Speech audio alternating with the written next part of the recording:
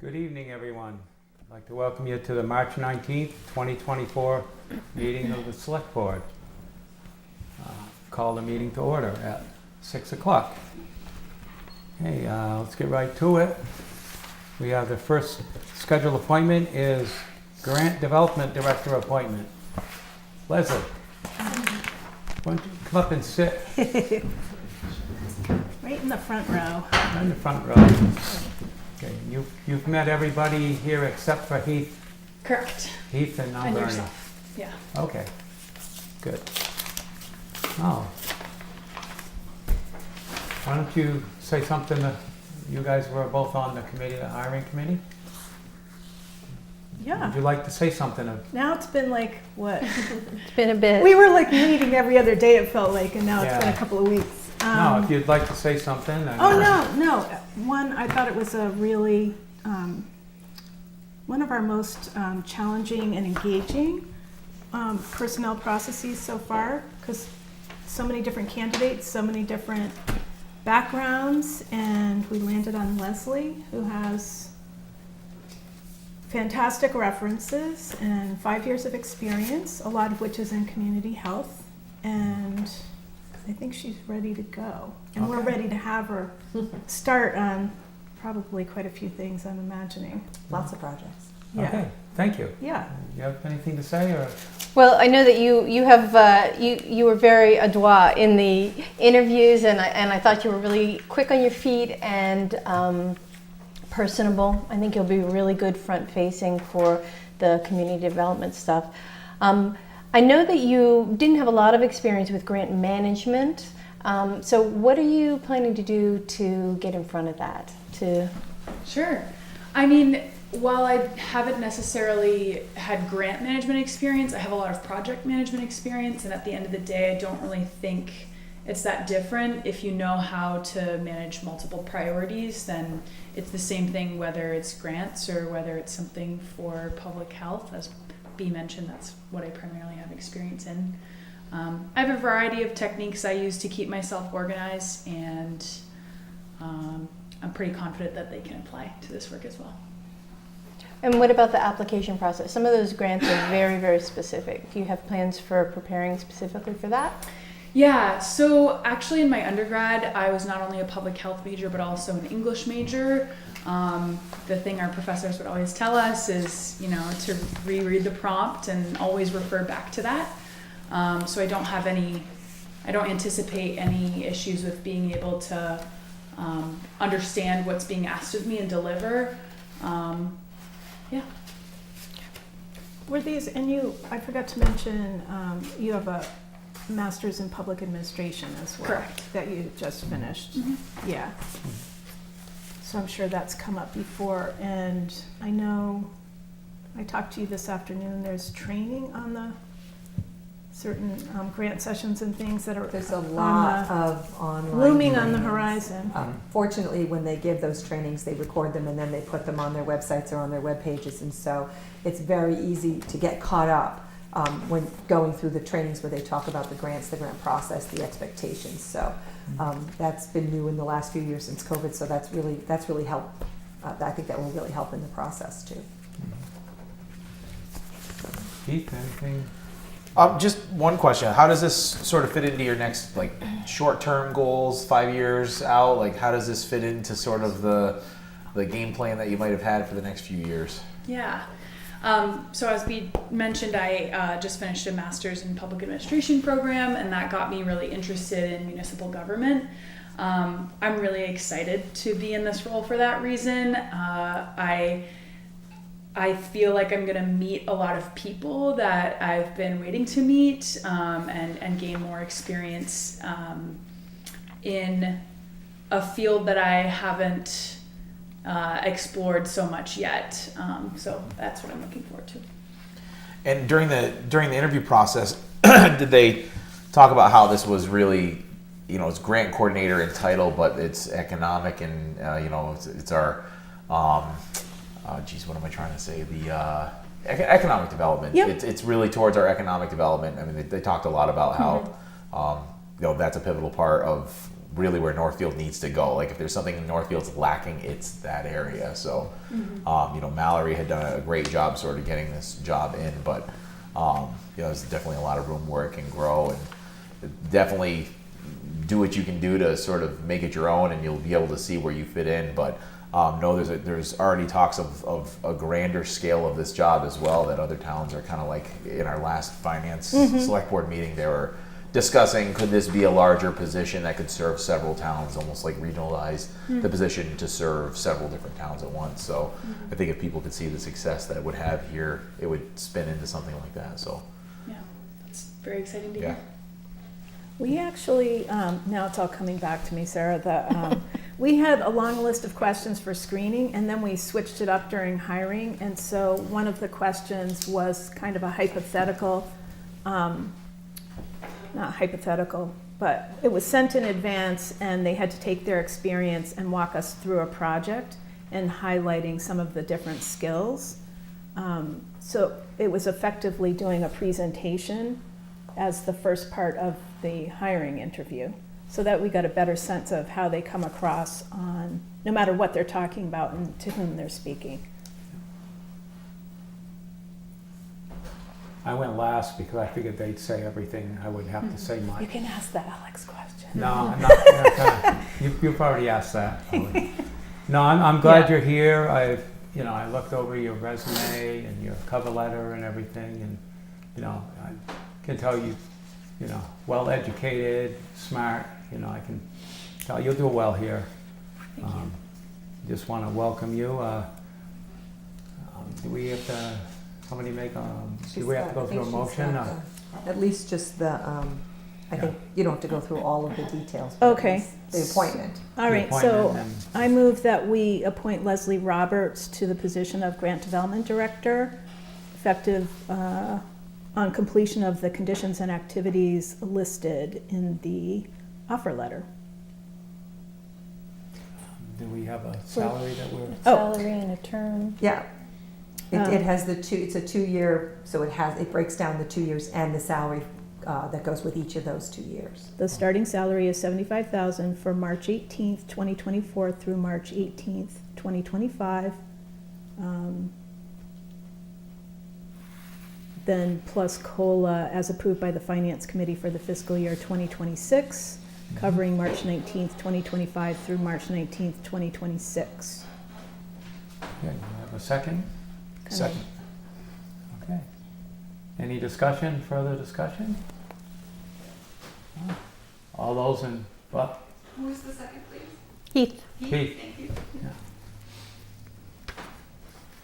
All those in favor?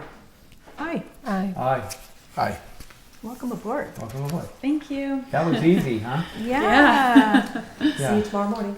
Yeah? Sounds good. You're starting that quick, I huh? already got Oh, it yeah. filled, right? Yeah. Info tour. Sorry. Oh, Yeah. look at you, Stacy, reaching out. No, she did. Oh, good. Today, she sent an email saying she's gonna start with getting the newsletter back on track. Oh, so- good. It was awesome. You'll get a lot from the rec commission, I can guarantee that. And then you'll report back on the, like, I don't know, in like a month on your administrator update on the Sure. various activities? Sure. I think give that her would be some time. helpful. Throw a lot at her, so we'll give her some time to get her feet wet, and we'll certainly. We'll stop and bother you when it's less formal. Sounds That's, good. yeah, Yeah. okay. Okay. Well, do we want to, we have to wait on the 6:30 appointment, or can we go Well, he's not here, so not here? not yet. So why don't we jump to, Yeah. you- Have a good evening. do we have anybody with citizens' concerns? You're here for a committee board appointment. No, just sort of, well, I mean, I guess, but I don't know, I didn't need to be, but mostly just wanting to see what the petition. Oh, okay. Oh. That's coming later. Okay. Okay, well, no citizens' concerns, then. Okay, well, while we're going, why don't we review and approval of warrants? We have a 3/20/2024 payroll warrant of $77,449.59. So moved. Second. Any discussion on that? Okay, all those in favor? Aye. Okay. We have a 3/20/2024 vendor warrant of $410,672.54. Large amount, but that's the tech school assessment, transfer station trucking fees, health insurance, fire, SCBA grant, and Mass Works, Northfield Warwick Road grant. So moved. Second. Okay, any discussion on those? No, just, so is that the scuba, what they call the scuba? Yeah, that's the grant we got for 120,000. The breathing apparatus. So they Breathing got the apparatus. breathing apparatus? It's in. So Oh, we've got good. the Yeah, invoice. Okay. SCBA, yeah. Excellent. Okay. I have a question. On the tech school assessment, we have 40 kids going to the tech school, right? And what is do you know off the top of your head? Because I know you just put this together, what the tech school assessment is? Oh, I don't. I mean, it's in there. It's right on the Okay. cover sheet. I'm not sure which quarter. It's not regular. The amount changes at each time. Oh. So it's not like I can say, oh, it's quarterly, $100,000. It can be different depending on how. Sometimes it's 2 months. Sometimes it's 3 months. And that is based on what? Why is it different? I think it has to do with how many times they do it. It doesn't work quarterly perfectly during the year, so sometimes it's a 2 month, sometimes it's a 3 month. I think based on the school year, so it's a little more one time than others. The same with the PVRS budget. They'll say Okay. these are the 4 dates we're going to go, and here's the 4 amounts. I think it's 4 times in the course of the school year. All right. So we have a motion and a second. All those in favor? Aye. Aye. I'm going to abstain because I haven't had a chance to read this. Okay, review and approval of minutes from the February 20th, 2024 meeting. I didn't notice anything out of whack. Me neither. Nope. Pretty clean. I move that we approve the minutes from February 20th, 2024. Second. That's the wrong date. Oh, I'm sorry. Mark, no. March 9th. Really, March 6th. That's my fault. I put the wrong date on the agenda. Oops. It's there. Sandra. It's on the minutes. Are you sure? March 6, 2024 is on the minutes. No, the date's on the minutes correctly. Mark the calendar. Sandra made a mistake. Oh, Wow. And we missed it. All right. Well, I'll put those back on for the next agenda. No, it's correct. No. not correct on the agenda. Not on the orange. Yeah. Not on the So posted agenda. we'll table that till the next meeting. Okay. Okay, We're gonna approve the 20th minutes all over again. yeah. Okay. Let's see, we So can had, we approve them or no? 'Cause it's- She's gonna put them back on Gotta the put 'em agenda. back. Oh, on. okay, gotcha, okay. okay, Oops. interim select board meetings, we had the 3-town select board finance committee meeting. Yeah. That, if anybody wants to see that, it's on BNC TV. They can watch the whole 2 hours. YouTube, on YouTube. Watch it all you want. 2.5 hours, I think. 2.5, yeah, it was a long meeting. It was, yeah. Yeah, That's right, you watched part. yeah. Wow, you're dedicated. Okay, so, meetings and events attended by select board members. Dee, do you want to start? Sure. Let's see, I went to Finance Committee, I went to the caucus, and I went to Lois Stern's wake and her funeral on Friday, as well as the 3-town. Mhm. Yep. Okay.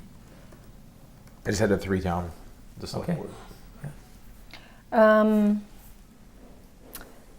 Yep, the 3-town, and I spoke to a citizen contacted me with concerns that someone that was working for the solar company was actively on the agriculture committee, and then I went to the ag committee. I went to the nonpartisan caucus. I spoke to a citizen about, they were interested in the business park proposition, and wondered with all the folks now working from home whether we better put in a community garden or something instead.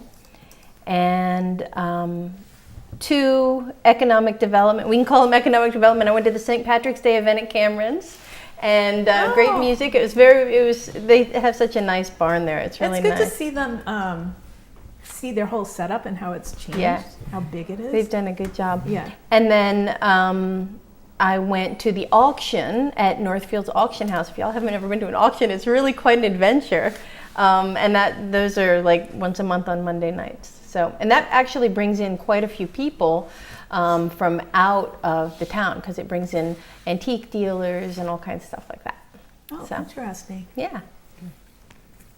Okay, and I had the caucus, the 3-town meeting, and I attended the Board of Health meeting the other night. Oh, Sandra, I also did the caucus. Yeah. Did I mention it? I may. Nope. No, okay. Okay. Now Nate's here, can we start that early? Yes, you can. You post that on the agenda. Yeah, I mean, it's labeled as 6:30. Let's start it early. I don't think you're that controversial that there'll be tons of people coming. How are you all doing today? Good, how are you? Thank you for coming. I'm well, absolutely, absolutely. So, I'm happy to just share a couple things about town meeting. I'm happy to hear what you'd all like to hear about first. I'm happy to do this however you'd like. Well, Thoughts? I think what you and I just talked about was, and I know I'm always, every time I talk to you, I'm always like, oh, I didn't realize the moderator did that. So can you just, for the folks at home, just give an overview of all of your areas of responsibility? Because you do touch Yeah, a few things. sure. I don't want to start at too basic a level here, but just really briefly, I think it's important to understand. We all, took civics in high school, I'm sure, in one form or another. We have in government, we have kind of 3 branches of government, right? Judicial, legislative, and executive. The select board in town is the executive branch of government in a town. Virtually every town in New England is set up the same way. There's a select board that is, or something very similarly named, that is the executive branch, and there's a town meeting body that is the legislative branch. Some folks get confused because they see multiple members on the select board. They think that must be the legislative branch, but it's not. Town meeting is actually the legislative branch of government at the town level throughout New England. One of the last vestiges of kind of direct democracy that we have left in the U.S. So every resident in town can actually go and vote in their legislature of the town. It's a pretty cool remainder from how we set up our New England colonies even before there was the United States. Pretty neat system. It is still alive and strong in the vast majority of municipalities throughout New England. Cities have a different government structure, but that's one of the things that makes a town, right? It's that town meeting, that direct form of government that really still exists at the legislative side. Within that kind of legislative branch of government, there are a few things that exist on that side of government as opposed to the executive branch of government. Town meeting obviously being the biggest one. But there's two other interesting aspects. One is the town caucus that some folks just went to earlier in the week. That's actually kind of a body and a piece of the legislative structure of government. All the members of the caucus committee are appointed by the moderator. Interesting note there. The finance committee. The finance committee is not like many other boards in town. It does not report through the executive branch of the town. It reports to town meeting, and it's fully appointed by the moderator because that's who they report to. They report not to the select board ultimately, but they report to town meeting itself. They're a required element of town meeting is to have a select board. Sorry, to have a finance committee. There's a couple other small appointments here and there that the moderator does. I appoint somebody to the technical school committee. If there's an opening, not in the regular cycle, but if there's an opening due to a vacancy on the regional school committee, I appoint that, but only if there's a vacancy that comes up in between elections. That's an elected position, not an appointed position. From time to time, when the town has created other committees, they'll ask the moderator to appoint somebody to that committee if they think that kind of that town meeting or that legislative branch of government should have a role. So it was a little bit of kind of a history about like why the moderator does certain things in town versus why other folks do certain things or things are elected, as well as a little bit of an overview of kind of what I do as the moderator. One of those biggest things that I do is preside over town meeting, right? So I'm not in charge of town meeting. The body itself is actually in charge. They set their own rules. I kind of carry those rules out and choose who speaks when in what order, but it's a town meeting itself that sets the rules for its operation. And we've done that over time through tradition and through actual votes. Things like not having a quorum. We got rid of having a quorum years ago at town meeting. We had one for a long time and then we didn't. Things like time limits for speakers. We decided years ago to stop going with time limits because we were finding that nobody ever hit the time limit. So it was just kind of a burdensome thing to track those. And so we stopped imposing those on town meeting speakers. But it's the town meeting members themselves who set the general ground rules for town meeting, provided they're within the bounds of the law. It does take somebody to kind of preside over that, but it's just facilitating a process. It's not setting the rules or determining what an outcome should be. I'll pause there. Any questions? I have other stuff I can share too, but I'll pause there first. Well, how long have you been our town moderator? That's a darn good question. 12 years? Ooh. Maybe longer? A while. I get amazed every time we come up for election. Wow, it's been another 3 years. But I think this will be my fifth time serving if I'm reelected at this upcoming election. Wow, thank you. Yeah. And just out of curiosity, because this is the question I get asked the most about town meetings, is how long people are speaking or how many times. What was the time limit?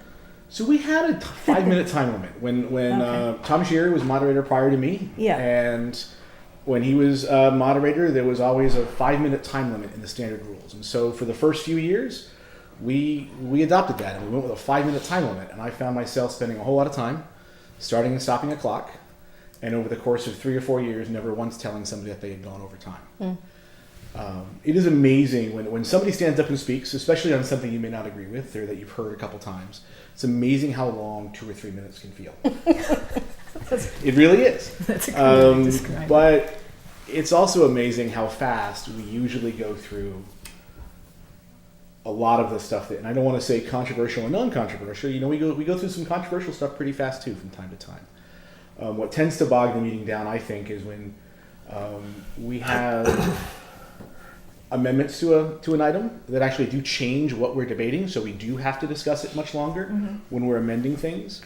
And when just a lot of people want to speak, as opposed to individuals speaking for a long time. I really have noticed over the years, even since those early years, when I have felt like something might be going on for a while, I'll look at the clock and I'll actually note the time for some of the speakers and realize, once again, nobody's going close to 5 minutes, even though it feels like this is going on for a while. All that being said, it is perfectly reasonable for the town meeting itself to impose a rule on time limits based on how long an individual speaker can speak. That's not to say that B can only speak for 5 minutes, right? But that any speaker coming up can only speak for 5 minutes. We can set a time limit based on an article to say that, hey, for all the articles that come before town meeting, we're going to have a 15-minute time limit, right? And when 15 minutes is up, we're going to vote, regardless of whether people are done speaking or not. We can set the time limits by the individuals, like I mentioned, by article, or by motion. So sometimes we have motions that we're debating within a article. Somebody could set a limit debate on the motion to a certain amount of time. Somebody, or it goes to a vote, right? So anybody can make the motion, and then it would have to be seconded, and it goes right to a vote. Got it. The only thing it can't do is interrupt somebody who's already speaking. So you can't get tired of somebody who's up there speaking now and then try to impose a time limit while they're speaking. You would have to wait until somebody no longer has the floor and then get up and seek the floor and make a motion to limit debate. The last couple of years, I've had similar comments from people that it feels that they feel like certain speakers go on for a while. I started each meeting by actually saying that very thing, that we do not have time limits, but it is certainly within the rules for the town meeting to impose time limits on itself if it wishes to. Yeah. So you said you found yourself spending a lot of time timing it.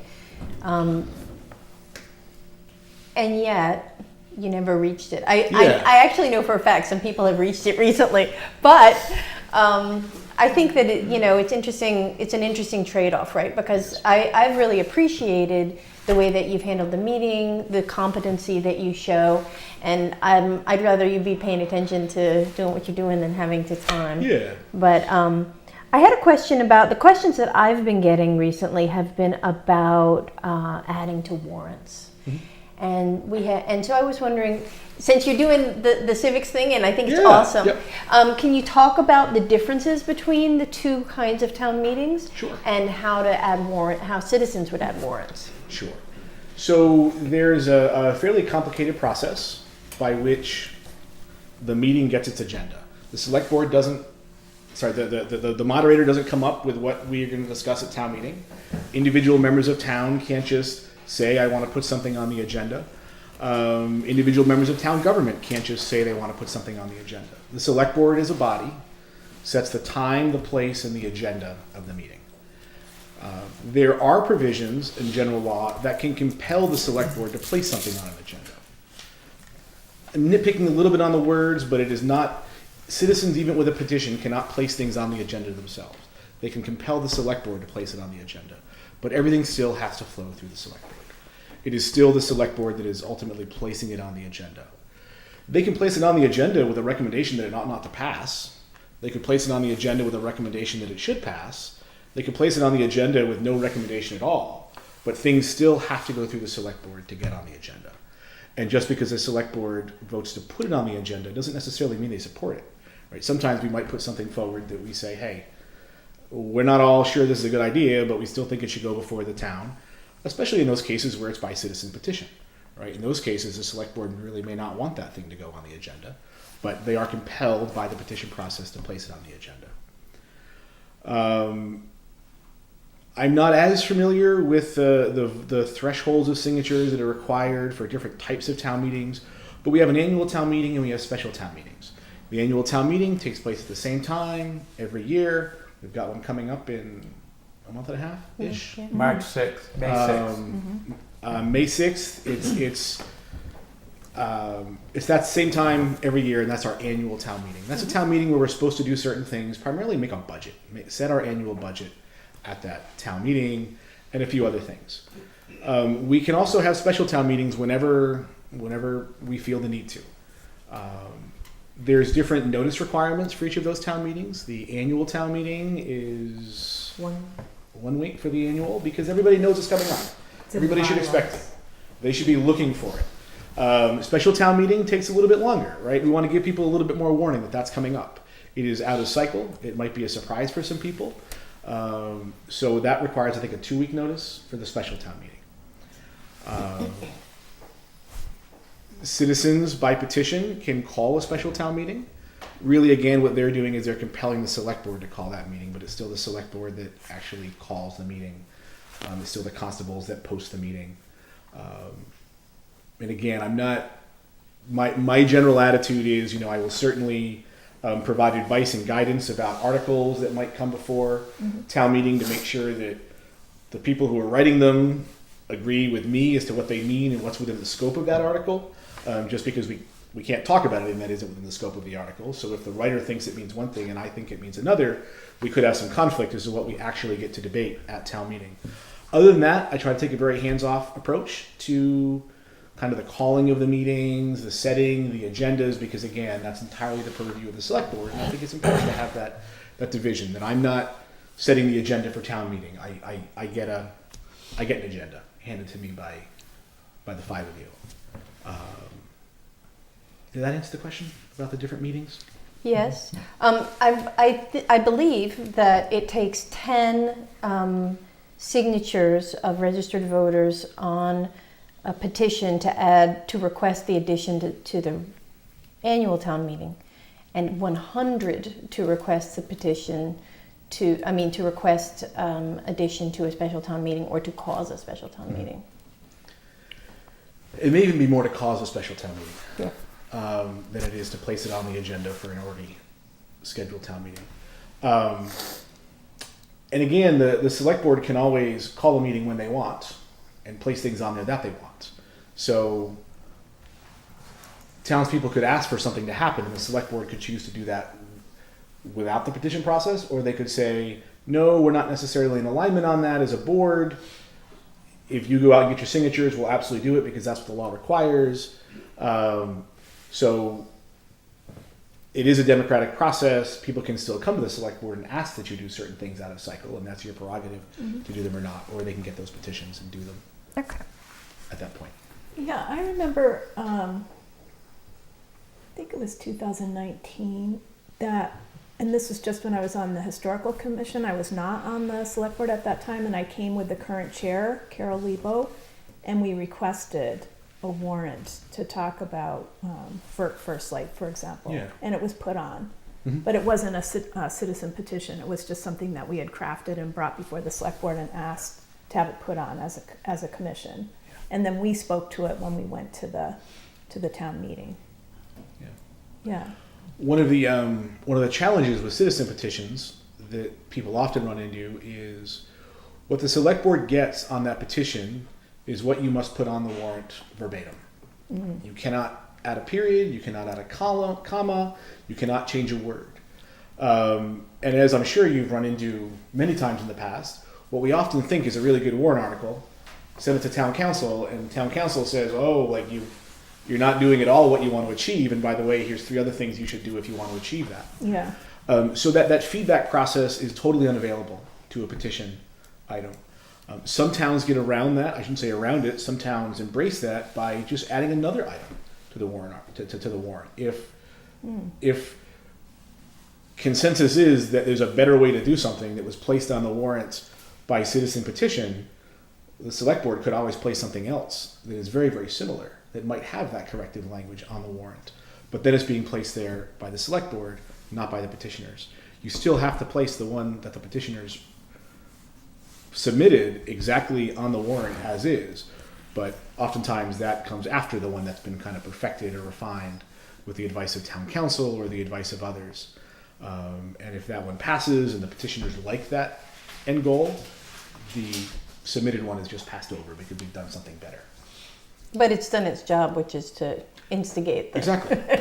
Yeah. And again, it would only that one that was submitted by the petitioners would only be passed over if the petitioners were indeed in favor of passing over that, or they could say, no, we don't want to pass over, and it would be up to town meeting to decide whether they take the item up or not, just like with any other warrant article.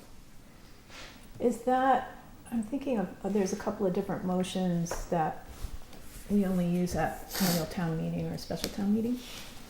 So if they want to pass over something, let's say there is that situation where you have one that's well-intentioned, but the wording doesn't work in some way from a legal, and then you have the corrective one, and you want to pass over the one to get to the one that will do the trick.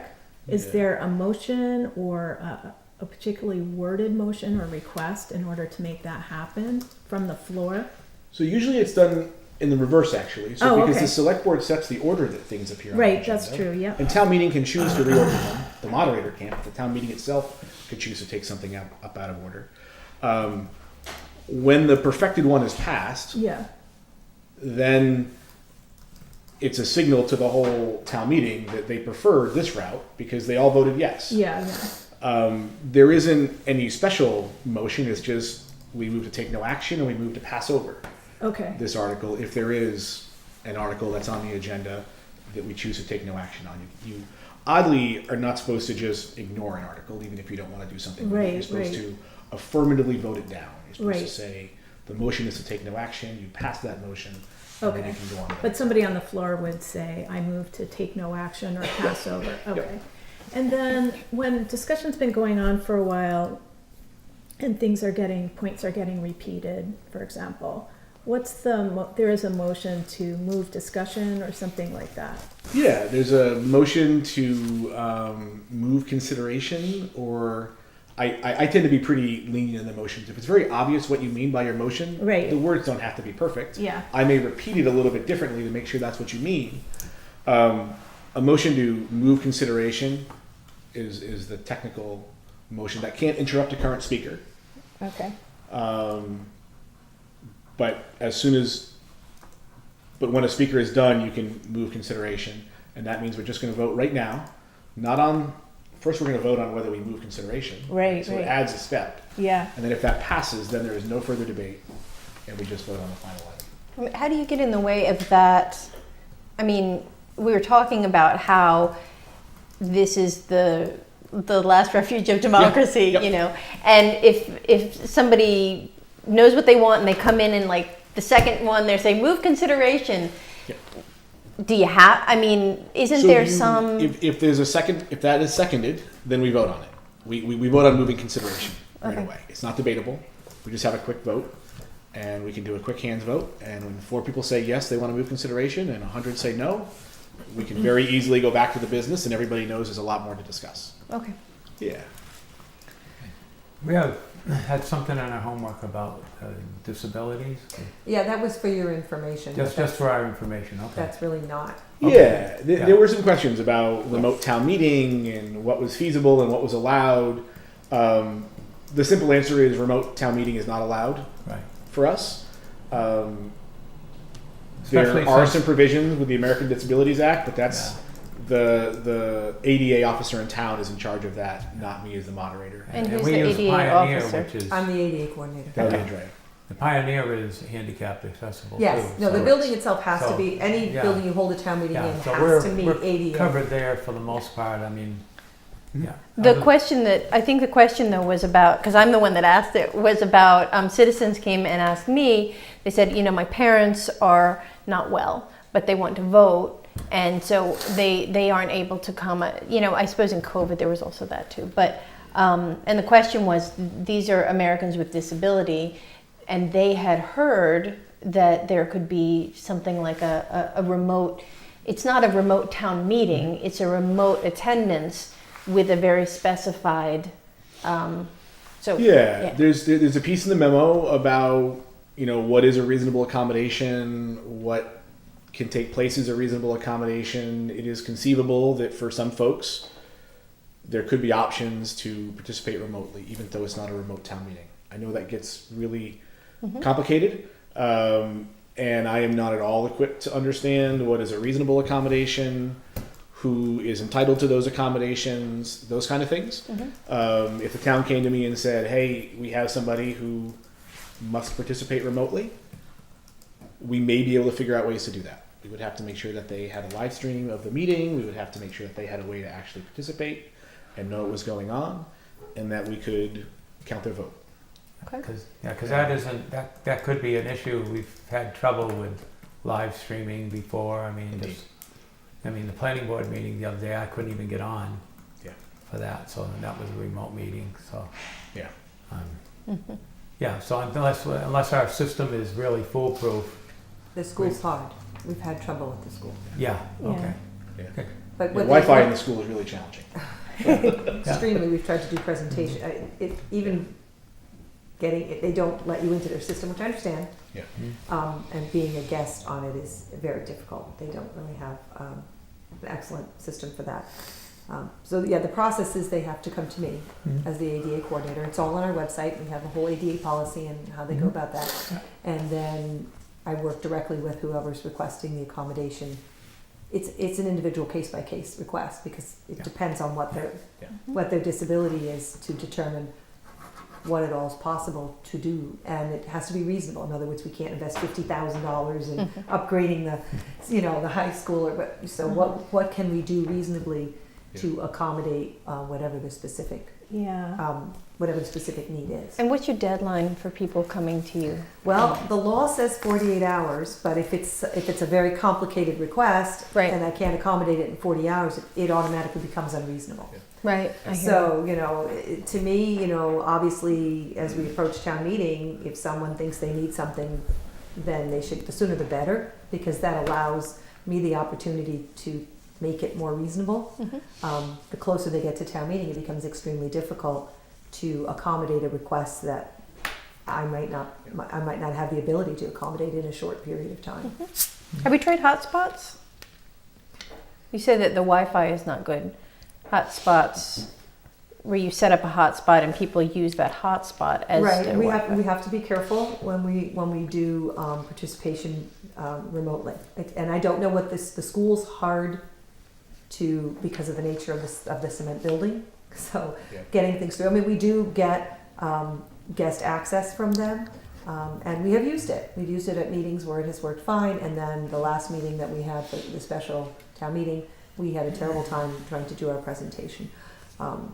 And there's all sorts of issues regarding remote participation because we have to verify who they are. So I have to involve the town clerk in whatever process they would feel comfortable with who it is. The person has to be able to hear the town meeting and then has to be able to notify someone if they wish to speak during the town meeting. And so there's multiple pieces to that, so it would involve a meeting with the moderator and the town clerk and setting up all of that to make sure that the person that it will actually work, that the Correct. individual request / accommodation will actually work for that person. correct, so that they actually can participate, because the whole idea behind town meeting, and I think that's pretty well situated in the thing, is actual participation. It's to be participatory on both sides, to hear and to speak.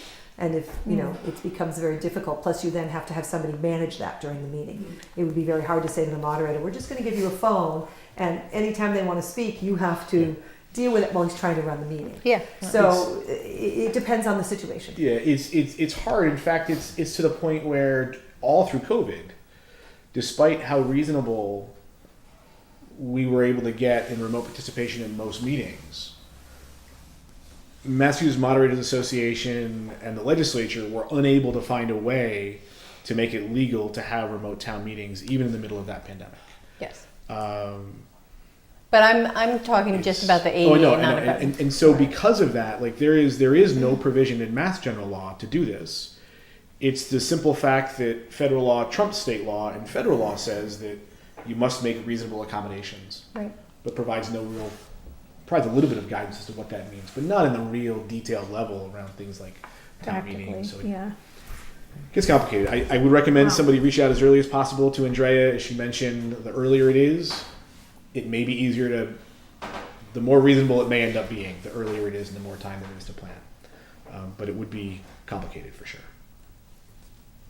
Yeah. Okay, that's helpful. I have one more, unless we're... On that topic, there's one of the other complaints that we hear about town meeting is just how long it takes when people don't want their vote to be known. Right? When we do one of those ballot votes, we can't call it a secret vote, right? But it's a ballot vote. that's another area that we get a lot of pushback. Some towns across Massachusetts, large and small, have gone to electronic voting. Orange, in fact, has electronic voting for their town meeting. Oh. I don't know if everybody's been in a meeting where you've done electronic voting, but everybody has a little electronic device that they hold, and it has some simple buttons on it, and questions go up on the screen when you're ready to vote, and people press a button, and we all see the results live as to not who is voting which way, but how many people have voted each way. That's not inexpensive. Most of the communities that actually adopted those did it during COVID, and they were able to use some of the COVID relief funds, because many of them did car town meeting, where you were actually sitting in your car at town meeting in a big parking lot. Oh, right. And they had a radio playing, and you could actually call in and Like the be part of the drive-in meeting, theater and then you all approach. voted that way. And Yeah. there's a lot less contact because you can spread out a whole lot more. They're not totally unaffordable, but they're not inexpensive machines, and you can lease them or you can buy them. But there's a lot that you need, because sometimes we have 300 or 400 people at town meeting. Not often. Right. We often have 100, but sometimes you have a lot. And if anybody's going to use it, everybody has to be able to use it. Right. And that's what I had heard, that they're rentable. So Yep. some towns rent or lease them. Yep. And I that was the next question I was going to ask. So you have your we go. mind reading, but I think that it's something that I've noticed, that the vote can be very different versus when you can vote in privacy versus when you need to raise your hand. And I think that I think that's important. I think it's important that people be able to vote their conscience without judgment, and we've got that push-pull because it takes so long. Mm-hmm. Everybody's got to line up, and it's one of the reasons that I've heard a lot of questions about the electronic voting. Yeah. So, do you have any ballpark on how expensive that is? I don't, to be honest with you. I'm not sure. Okay. So the scenario is the town rents the equipment, uses it for the town vote, and then Then it goes back to the vendor. right. Okay. They service it. They send you new ones next time. Excellent. Yeah. Interesting. Anything else we can help I with? think that's about it, huh? Keith, Keith? anything, or no? Oh, No, I think that was a good Awesome. overview. yeah. People can Yeah. access me. I don't think I don't know if my contact info is online or not on the town's website, but pretty easy to Yes, find. it is. Nathan.latoile@gmail.com is really, really simple. That I don't have, Nathan. Nathan.latoile@gmail.com. Where is it online? Because I There's a looked and moderator didn't find it. Yeah, my name is there, but I'm not sure if There's no contact. much information there. I've never Yeah. really No. spent any time Because I there. wanted to talk to Get Nathan stuff. about what he wanted on it. Right, we don't put it on, we don't put There it we on go. automatically. Yeah, there we go. People tell us what I they can want. catch up with Sandra, and we can make sure that's updated. Yeah. I encourage folks to reach out ahead of town meeting, the day of town meeting, whatever. I try to be pretty darn accessible the day of, and always try to be generally accessible ahead of town meeting to answer questions, give feedback, whatever folks are looking for. Maybe we should have you come back under, proposed agenda topics when we get to the pre-meeting or whatever it's called, because I Sure. know Dan Campbell wanted to come in on that, so maybe there's like a few people when we do start talking about that, Yeah, happy to. now that we're a month and a half or so out. Yeah, It's getting close. yeah, it's gonna go by fast, It is. yeah. Thank you all very much. Okay, Thanks, thank you. thanks for Have a making great the day. time. Oh, good. That was helpful. Now, Stacy, why are you here? One of your agenda topics. I just like hanging out. Can you just put, Do you put a want different us- hat I on? can, for my prerogative, I can move you up if you want to do the, Well, I know I don't have to be here for the rec thing, but I can, but since I'm already here, if you guys want to do that part. I also am here, curious on the solar petition Oh, as okay. well. Yeah. So, but yeah. either way, you're going to be here a little bit then. If you want, I don't think I had to be here for the No, rec you thing, don't. but since I am here, if you want to do that. We could do that. Why don't we do that in case somebody does have a question? I didn't have any, Do but you want me to come up or do you guys? Sure. sure. They get you Am I on. very close? Yeah, just, For your That's the way. BNC TV close-up. I know. No close-ups, Tyler. okay, so we have 3 appointments Right. for you. We have Gary Conaway, Yeah. a director, Matthew Singh, assistant director, and Megan Adams, counselor. Correct. Okay, And these are under reappointment. They all worked they are last year. reappointments. That's right. They've all- So yeah. Right. You We're met them due. all last year. Yeah, Yeah. we're actually in the process of trying to organize the employment applications. Thank you. We're interviewing for those. So So. they're still hiring another. Yeah, we need one more counselor. How many kids did we have last year? How many did we have last year? I'd have to go back and look and see for sure to get the numbers. We already have a good amount flowing in, but returns? Yeah. we, always can take more. So. Yeah. Does anybody have any questions for No. her on the people? Yeah, No. we're more on target this time instead of like having the 350th in the way too. So Yeah. I'm like early. Okay. I'm even getting working on trying to get some free food, and we got some businesses in town that are donating some money for the kids to help pay for some of it. And I already have the UMass police lined up and bike rodeo, and so and our hours are longer this year for summer program too. So we're looking forward to having a good year, second year back in. Would you? When does it start? July 1st. What about putting it, requesting it to be on the agenda that you come in and kind of Yeah. do an advertisement about it and talk Yeah. about what they do That'd and be great. all that kind of stuff? You guys are due for a little rec update anyway. Yeah. Yeah, Well, you you've added could, so you many could do that things, and too. have it. Yeah, because we did. I do know the recently sign-ups. we got a mountain bike club. Yeah. We also got inclusion soccer for the spring. So there's been some cool new ads. You guys have a lot. When I read your minutes and agendas, it's like 3 like pages. a whole page of the different activities: the pool, the weight room, the this, the that, the new mountain biking club. So yeah, it'd be good to get an update. Yeah. Okay. Sure. I do remember when these folks came last year, we had a really awesome exchange with them. It was really, everybody was very positive and Yeah. solution It's a great oriented group. and looking forward to it. So Yeah. yeah. Okay, well, we got Gary Conaway, director, grade 5, step 6, at $22.16 an hour, and that's June 1st, 2024 to August 2nd, 2024.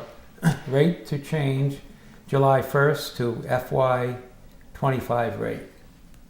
So moved. Second. Fine. Either one. Okay. Heath got the second. Okay. Okay, any discussion on that? If not, all those in favor? Aye. Aye. Okay. We have Matthew C., Assistant Director, Grade 4, Step 6 at $20.33 an hour, June 1st, 2024 to August 2nd, 2024. Rate to change July 1st to FY 25 rate. So moved. Second. Any discussion? No? All those in favor? Aye. Okay, and then Megan Adams, Counselor, Grade 3, Step 2, at fiscal year 25 rate, starting July 1st, 2025. So moved. Second. Any discussion? What was the rate on that one again? It's just- going it to be the said- fiscal year 2025 Oh, rate right. Yeah. 'cause until that's- it's technically approved. Yeah. And that was a grade 3, step 6, or sorry, Two. grade 3, step 2. Yeah. Step Okay. 2, yeah. So the Thank budget you. has to be approved at annual town meeting. Yeah. Is that the deal? Yeah. Okay. Yeah, we want to make That's sure what I that the Mhm. That's COLA why is there's no actually rate for approved. that. Right, for that one, because they're Yeah. starting on July 1st. The others are starting prior, so Oh, got Right. it. we give them a rate Yep. till July 1st, and then that Okay. moves. Okay. Thank you. All those in favor? Aye. Aye. Yay. Okay, Great. You're done. Thank With that you. part. Okay, thank you. So exciting. More to follow. I know. Thank you so much, guys. Okay, those are the reappointments. Yay. We did have a citizen's interest Amy Tibbetts to the Open Space Committee. Do we want to look at that real quick? Yeah, I wanted to say she came to Open Space. I'm on Open Space, and she came in, and she and her husband are very interested. But I think her husband has he has a conflict, like bowling or something like that. There's a conflict. But he's actually looking at joining stewardship, which are the folks that go out and clear the trails and stuff like that. So, but Amy seemed really interested and engaged, and we would just really be happy to have her. Yeah, she's my neighbor. I mean, Oh. they're my neighbors, so I highly recommend getting them on any committee. I think they haven't been on a committee, so that's great that they're stepping It's a forward. fresh name, Yeah, yes. I'm really excited. Okay. So can I make a motion to appoint Amy Tibbetts to the Open Space Committee? Term expires 6/30/2026. Second. Any further discussion? No? All those in favor? Aye. Yay. Okay. That's done. I'm jealous. All right, now let's get back to up where we were. Town Administrator's update. Yeah, I have one listed here. Been primarily spending my time on the budget and the warrant and all that, so you'll be seeing all that in short order when you meet with the Finance Committee anyway. So, but I did have a meeting with Tim Cosgrove, who's one of the water commissioners for the Grandin Water District, and Jeff Blake, who's the town attorney, to discuss what's going on with the water district and kind of where they're at and how we can continue to work together. Takeover of the assets by the Grandin Water District is not settled. Because there's still a lot of things going on. DEP has not been pushing so much about the filtration. So the commissioners have been working with Ty and Bond. They actually use some of their ARPA funding to see what options are for the water filtration system and get some pricing on that, some sense from Ty and Bond. But DEP has not recently been pushing so much on that. They've kind of backed off a little bit because I think the sense we get is that they understand that could be a deal breaker, and they really want a change from the water company, which is a good thing. But there's still concern that an additional exceedance could actually force that. So that it could be out of DEP's hands. What We is do an have exceedance? An exceedance, that's what triggered this in the first place. So they do water quality testing. This is a surface water system. EPA and DEP are not that fond of water surface systems, and so there's a lot of water testing that's involved. There is if you have a well or as well, but it's a little more controllable. But when you have a surface system, can be a lot more infiltration and issues. And it was really exceedances that actually started to trigger this process. And what was exceeded? You'd have to look at the water test. It's pages. Okay. So, but we do have, we have some back correspondence. I'm sure you can remember there were some meetings and people talking about it, and there were a lot of theories as to what happened. But they haven't had an exceedance since that summer. It's been years. So, DEP is kind of backed off a little on the filtration. That isn't to say that they wouldn't prefer it or may not require it if there is another concern. So that has meant that Grandin has jumped and run in and rushed in, still trying to explore this. They've spoken with Jim Strober from RCAP, so they are also looking at,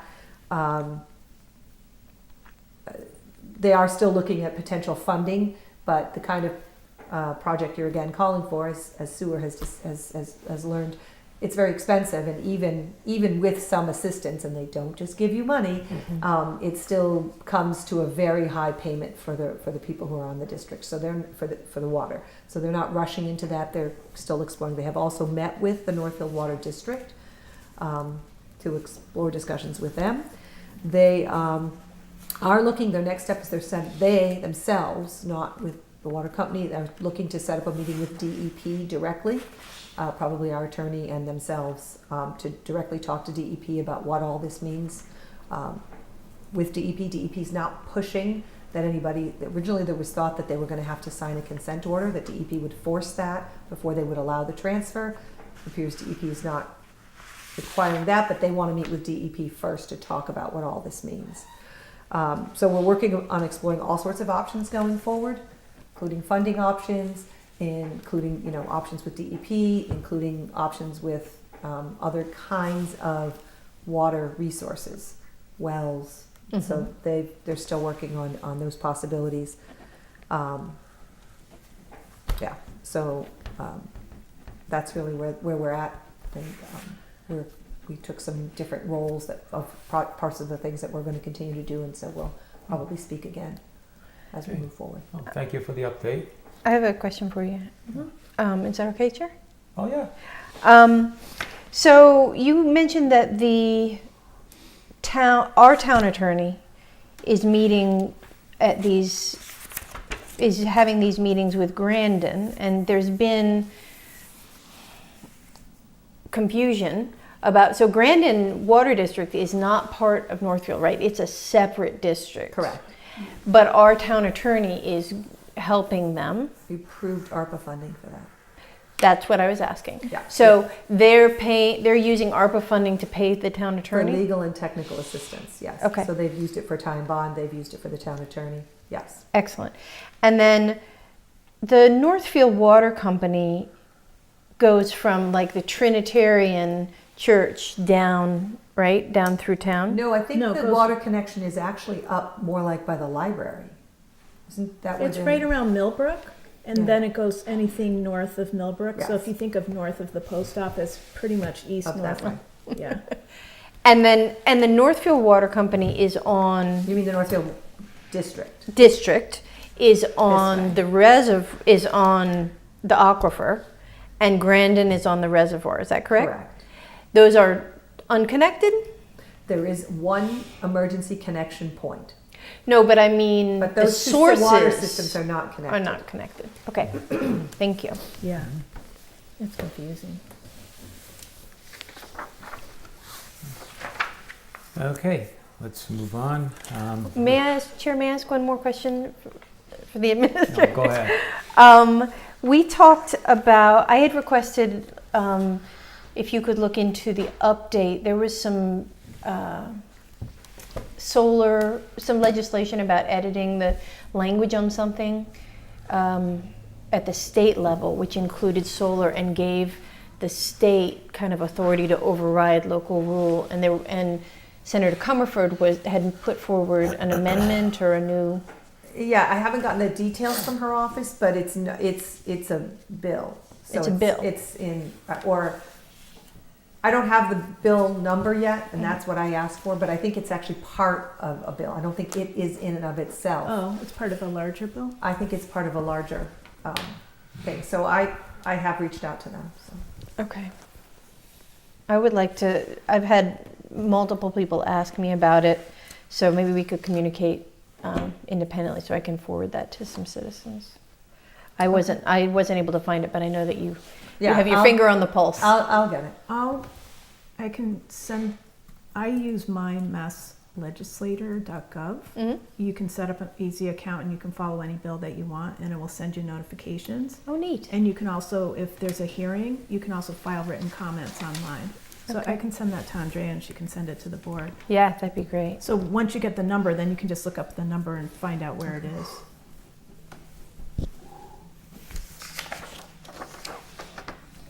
I just did that today. Okay, now let's get on to business then. Yeah. Upper Pioneer Valley Veterans Service District, 2-year approval vote. And we got a letter from them. Do I need to read the letter or? It's a, I'm just gonna look and see. Here's the I have the, agreement. But yeah, there's a letter on top of it. I'm just gonna find the page. There's a lot of pages here, but yeah, the letter on top, or you don't have to read the whole letter, and I'm sure you can Oh, summarize. it's just the, Correct. I mean, I have it right in front of me too. Yeah, but you're gonna have to Okay, sign yeah. it, so. Yeah, they requested a 3-year approval, but the Commonwealth issued a 2-year approval, so they're looking for 2 more years now. Right.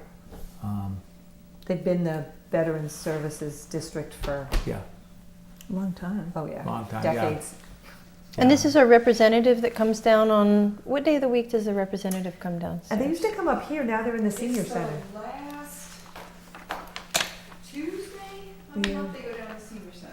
You have to ask them. They used to come up here, and now they do it at the senior center. And I think Colleen puts it on the calendar that she sends out. And their office is in downtown Greenfield. There's a big office there. So That would be a good thing to put in our newsletter, right? Oh. Announcements of things that are Okay, going on. sure. We Yeah. can send that. Okay. Last Tuesday. Yeah, so we're just voting, the select board needs to vote whether we want to continue. Yeah, I move that we approve the Upper Pioneer Valley Veterans Service District 2-year request. Does that work? Second. Yeah. Second. Does that sound good? I'm looking Any at other Sandra. comments? Okay, No, that's kind of a no-brainer, yeah. Okay. Yeah. for me anyway. Okay, all those in favor? Aye. Aye. Okay. All right, and I'm gonna, before I forget, I'm gonna sign this. Yeah. You want my purple pen? I have a purple pen for you. You don't want, remember the time Sandra had to yell at you out the window to come back in the building to sign Yes. something?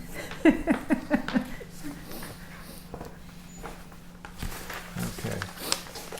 There's that. All right, that takes care of Okay. that. I'll hand that back.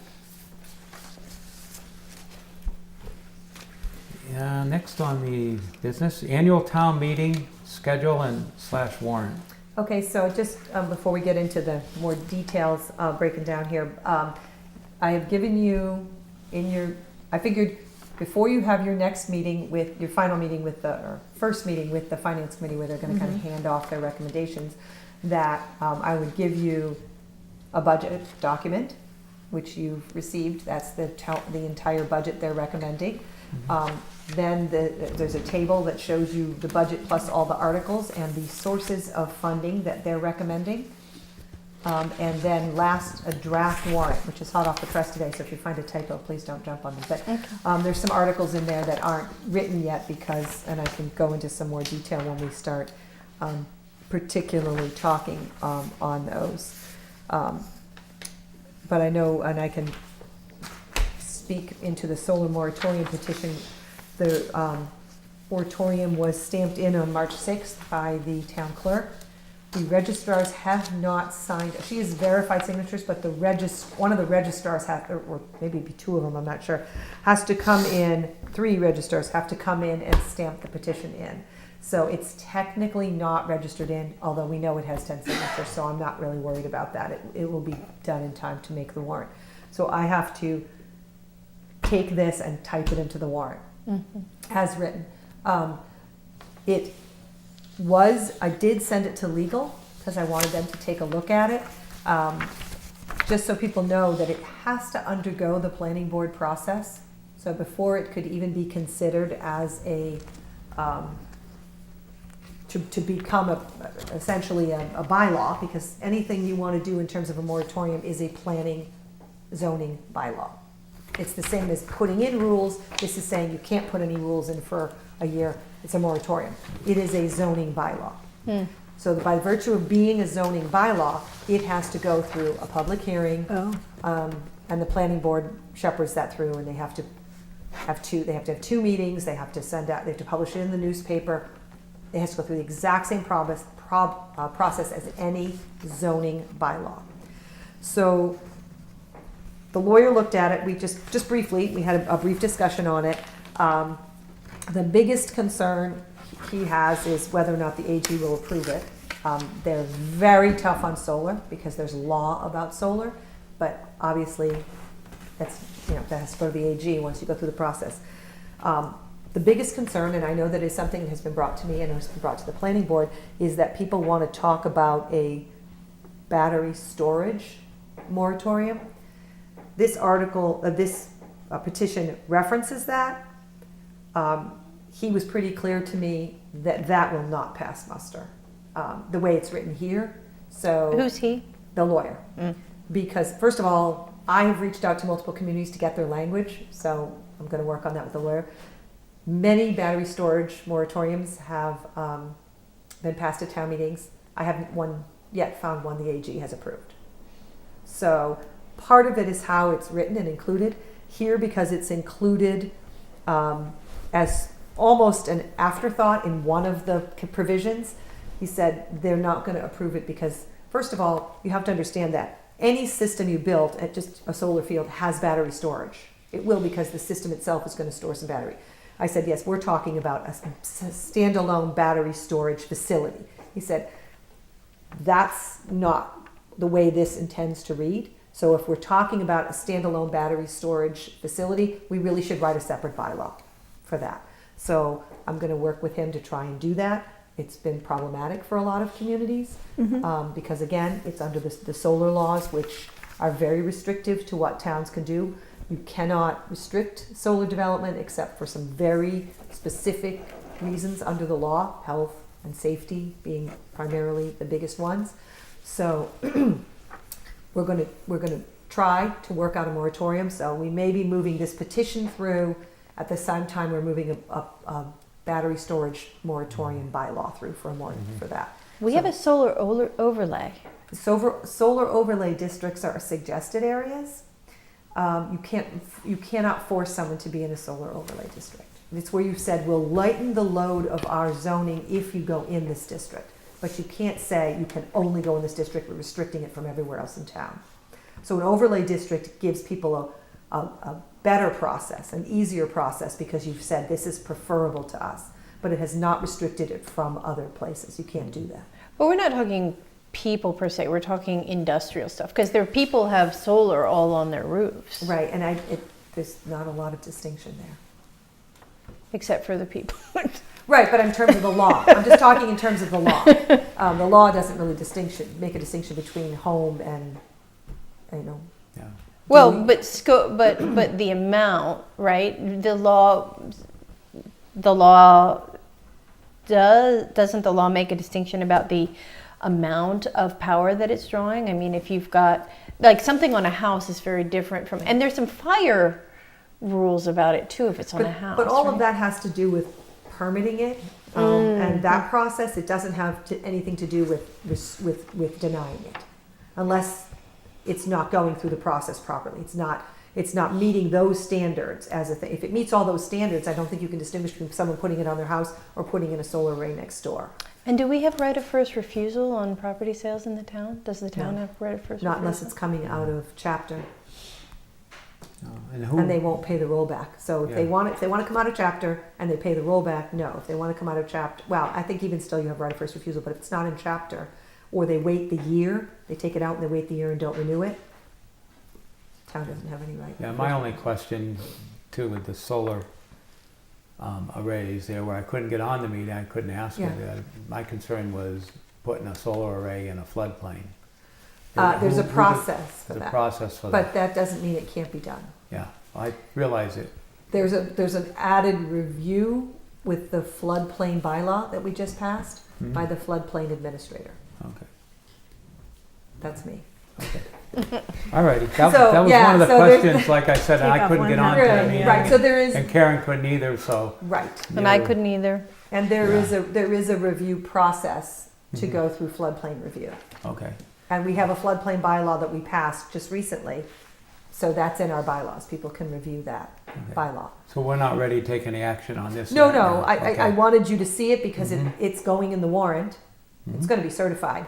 But I Okay. also wanted to say that there's clearly an intent, and I've been approached, and I think the planning board is also in favor of putting in a battery storage facility moratorium. And the reason we would draft that separately is it's not strong enough in this particular, as Nathan even said, we're sort of following up on a piece we think is lacking if we really are serious about that. And I think there's a lot of people who are creatures. We do not have anything on the table for battery storage. Yeah. So if we want a moratorium, we best get to it. So what you're doing is what Nathan was talking about, which is if the intent is to have a moratorium on battery solar, but the language in the citizens petition doesn't support it, then a separate one can be written for that. Correct. Are we also in the position where, per Nathan's generic example, are we also in the position of that citizens petition has to be reworded? I'm not sure that it does. Well, we're not done with talking with the lawyer. Correct. about it. No, Okay. the But we warrant can't hasn't been reword approved. it. No, you No, can't. no, Yeah. but what, you know how he was saying. Oh, I you see, would make a have- secondary one. Yeah. Right. I'm so- just wondering if we end up, it's good to kind of put that Right, so the- possibility out there just in case. That's because why I then we wanted to would get end- it to the lawyer early, so Yeah. that they had time to review this and take a look at that. And the open space also sent a request to planning board for the same moratorium for the purposes of putting bylaws in place, right? So, Right, and I think that the planning board's supportive. I mean, they put in DLTA for updates to solar bylaws, so they're well aware and supportive of updates to the solar Also bylaw. battery storage. Yeah. Those Right. were, Yep. those are right at the Those top were of ones our that we did. priority Those are list. right so- at the top of their list. Yeah. what about that meeting though? So there was a planning board meeting that wasn't not on purpose, but people had trouble accessing, I'm and assuming it then was recorded. Yeah. But there was a, part of their agenda was people could ask questions. Right, but it's not it's not a public hearing. It was only but just a public hearing was planned, and it was predicated on that meeting. So did the public hearing get pushed also? I don't think there was a public hearing. There was a public portion of the meeting for people to participate But there's a early. public hearing planned though, and Coming. right. It hasn't been scheduled yet. Oh, it hasn't been scheduled. Got it. As far as I know, that date has not been scheduled. It hasn't been posted. And there's a process for a public hearing, it has to be advertised. So yes, a public hearing, it would have been much more problematic. Yeah. But since it was a public meeting. It was they called it an information session. Correct. It's Yeah. like a pre-meeting with the contractor as opposed to actually having the public hearing, which is a very structured part of the process that must occur under certain conditions as opposed to a public meeting, which is informational, and they wanted to afford people the opportunity to speak, but it's not obligatory. Public hearing, you must allow the public to speak. It's I hear you. absolutely And I don't think there was anything, I'm not alleging anything nefarious, Yeah. but I am saying that, you know, when you have a company coming in and they've got like 5 or 7 people talking, and it's said that other people are going to get a chance to talk and they don't. It's the town then giving that set of people a platform, and they haven't given their citizens the platform. So I just think it's not concerning in the sense that I don't think anybody Yeah. did it on purpose, right? But I just think, you know, I would really like to make sure that the I would citizens urge, have a chance. people watch it then to see what that company had to say, because there will be a public hearing. And then it would be a good opportunity for people to see what they had to say and draft questions that will have to be addressed. And the public hearing will be actually in person, right? I don't know, but I think they did their last ones in person. That was my understanding. Because I think that proves why No, we did, it was online. the fact that the Oh, they people did do one couldn't have online. access Yeah. already, I'll ask him. it should definitely be There's no hybrid. reason to be doing them. Well, what I would ask is whether or not they hit some sort of limit.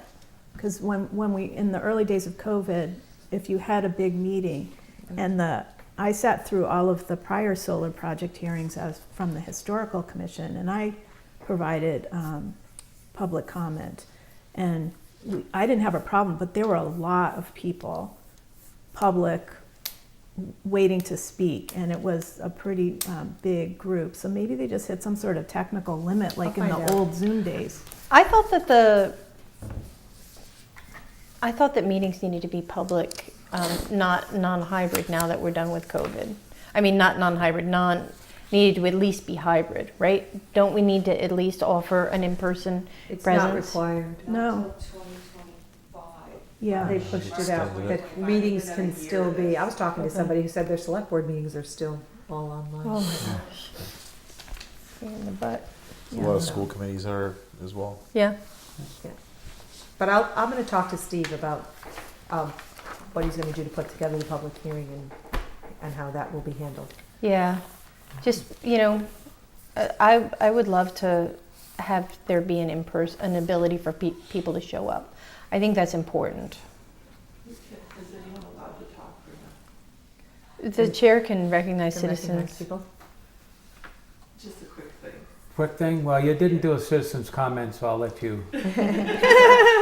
Also the time, because it was, a lot of people complained that they were at work, and so 4 o'clock was so early, Yeah, for working folks. besides it being Zoom, and a lot of people couldn't access it, because Yep. technology is easy for some, but not for others. there was some sort of virus thing kept coming up Yep. on mine. The I only just way I was could like, get in was to actually go and get the code and to do it that way, but the actual link was compromised. mhm. Yep. Okay. Is that now? Was that a town, Andrea? Was that a town system thing? I mean, what was that about? No, she Zoom. doesn't use a town Zoom. She? Meg runs those. Oh, okay. So it was a Zoom. It was an issue with the personal Zoom. I don't, yeah, I think it, yeah, It was just there was like a dot instead of a line or something, so it got typed in incorrectly. Oh, so the URL wasn't working. Yes. It took you Okay. to Okay, a funky site that It is said an it was going to honest attack you. mistake, I'm sure. okay. All right. Well, can you just get to the bottom of the Yeah. technical issues if it's a typo versus a system limitation? My guess then, if the URL wasn't right, then people weren't getting in because the URL wasn't right. Okay, let's move on. We got a warrant article request form by the fire department to request a one-year extension to serve from Skip Donnell in his position as fire chief through 8/13/2025. We already have that extension going to 8/13/2024. Mm-hmm. He wants this on the warrant. Any comments on that? I mean, So It just has to go through the legal system again. yeah. Well, we're you gonna- have to put it on the town meeting warrant, the town meeting would have to approve it, and it would have to be filed as a bill. It's a home rule petition. Yeah. Yeah, so. Okay, just want you to know it's there anyway. And so the question also becomes, you were going to have a public forum regarding succession planning, so I'm not sure. Well, we should push it off past the town meeting when we're having the people vote. yeah. Yeah. I just want to note that I was hoping Skip would be here so we could talk to Skip. So I went on to, this is the reason why I went on to the Mass Legislature, because I had tagged all of the bills associated with Skip as well as the Grandin Water District when they were going through the process. And his was approved for, we had asked for a little over 2 years. It was only approved for 1 year. And there was commentary back from, was it the retirement board? Yeah, our legislators sent it as part of the process when this bill, the last bill was sent to PERAC, which is the Public Retirement Union. Is that what it is? It's PERAC. Okay. PERAC, which is Public Employee Retirement. I can't remember, but it's the board that oversees all the retirements for Public state safety? State and local retirement. They're the overarching retirement board, not just for them. And so they sent it to them as well as the Joint Committee on Public Service. PERAC sent back, and she sent me the quote, and this was mentioned, I think, last time we went through this process as one of the reasons why it was from 3 to 1. And they had quoted that another concern we have with any bill is precedent. We are certainly cognizant of the challenges faced in rural Western Mass communities in filling these types of positions. We do have concern where the maximum age is 65, and Chief Donnell has already gone 5 years beyond that age, where the legislature has tried to hold the line on these maximum age waiver bills. We saw a published report from the Greenfield Recorder, May 2023 town meeting coverage, where the chief stated he wants to work with his replacement for the next 2 years, which ostensibly was the intention of the current 5-year extension. And he listed some more personal related reasons, such as hitting the 50-year anniversary as chief. So this does give us pause, and there's the concern of this being a slippery slope for others, but ultimately it is a policy decision of the legislature. That was their written comments back to the Joint Committee on Public Service. And then it went through Public Service, which took it from 3 to 1. All right, but we have two 80-year-olds running for actual president, so I think that's, No, I just wanted them to Doesn't be make it aware right either. of why it went from 3 to 1 last time. And if it does get approved at town meeting, you will hit up against the August date where you will have to remove him as active chair again, probably making him administrative chief, because this probably won't be approved again till fall. And that's the cycle. Just so everybody's aware before you. The other thing that was noted in the John, the bill that came out and was signed is that the town will require a medical Yes. exam. And I don't think we've ever asked the chief for that. Not at this time, we haven't, but probably. But I'm guessing should. if they took from 2 or 3 years down to 1 with the specifics, not only in the bill, but the specifics from PARAC, my guess is they're gonna look at this request even more closely. So I wish he had submitted this earlier. But, So so it just has to go on the town meeting though, right? Well, it's it's up to us whether it goes on the town meeting, and we're doing succession planning, and it's kind of awkward to take an active department head off and then put them back on like every 6 months. So he's actually getting a year. He's asking for a year, but he doesn't get the whole year because part of the year is spent in the Waiting for legislature. his- So I'm just like, Yeah. the math doesn't add up to the process. Anyway, and I just think it's worth noting, because what if they say no? Yeah. I mean, Yeah. we're already moving on this process, so it's how long do we plan to do this for? Right. And that's the other Uh, reason why I didn't want to, I'm concerned about what message we're sending and making sure that we're all clear on what the information is that we're giving to the public on how this whole thing is going to work. So if we're talking about one thing and then we're putting the extension, there's got to be a way to connect all those dots for people. Right. I mean, I think that the other thing is if we go through the succession process, and the town votes to ask, and the legislature does it and everything, it's a year of shadowing and training that could happen with somebody coming on, because I think, you know, when we're working on the policies and procedures, and they all exist, but they're in binders and in people's heads, and so we're trying to, get that electronically. But there is so much. I'm sorry, I'm the queen of anecdotes. I don't mean to do it all the time, but I'm in school right now, and you can read it in a book, but when you do it in the lab, it's 1,000% different, and you learn so much more. So there is something to be said for that kind of what's the word? Mentoring. System? Yeah. Wow. So I don't think I don't think him being on the warrant precludes us going through that process. What I read into this too is, if he's grooming somebody, we don't get a say on that. No. I mean, we get to decide who we hire or who we, put in that position. I mean, isn't this just kind of circumventing us if we, at a certain point, anybody that's worked under him, his assistant chief, his lieutenants and all that, his captains, they all should be able to step into that role. They've worked with him long enough. They've all been there quite a while. Extra time, Well, I was thinking of it more in terms of not the person that he chose, but the person that was chosen for succession.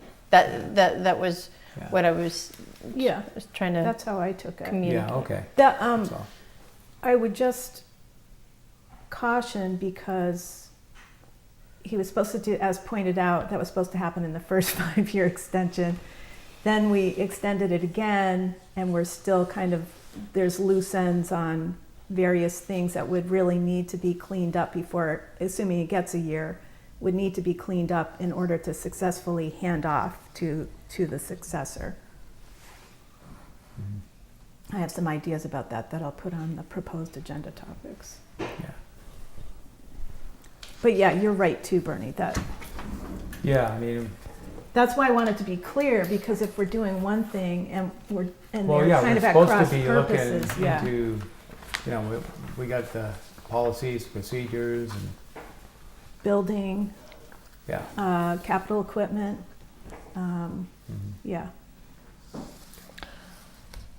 So do we have to take any action on this today? Or? No, you don't. I just, Okay. since we just received it, Yeah, I wanted well, that's what to, I thought. We were just bring it gonna- to your, Okay. attention. At some point, it has to be, it's clearly, isn't on the draft warrant right now, but Mhm. at some point before when you guys get down to actually discussing the warrant itself, Okay. in the next couple of weeks, because you guys have to sign it in, Mhm. So A he few didn't, weeks. he didn't talk to you about putting this on, did he talk to Alex, do you know? I don't Like know. as chair? Because I remember when I was chair, I sat down and had a couple of meetings with Skip so that I could kind of plan out the agendas. Because this is late in the process. When does the warrant, when do we actually have to? I was looking at your document from March 11th. Right, it has when it was planning to bring you the warrant to be signed, so. But when's the drop dead date before it goes to get published? Well, it has to legally be posted, April 23rd. Because we put the election warrant on it, and so that's a 2-week posting. Yeah. Now, we could split them, because you could technically go to 1 week, but we've always done 2 weeks, because it gives people more time with the warrant. Yeah, we don't want to So, short your change meeting is that. the 16th of April, Yep. so technically, you've got the meeting on the 2nd of April, and then the 16th. So you have 2 more meetings, and we would sign the warrant. I mean, you could have a special meeting the week of the, sometime between the 16th and the 23rd, but it made sense to do it on the 16th. And so the next meeting, you will have the finance committee in to talk about the budget. Yeah. By then, hopefully I'll have the warrant in a further draft, pretty close to done, getting the articles, reviewed. And then you would be signing it on the 16th. So it's really 1, 2, 3, 4 weeks away. So the finance committee is going to be prepared to talk about all these capital articles?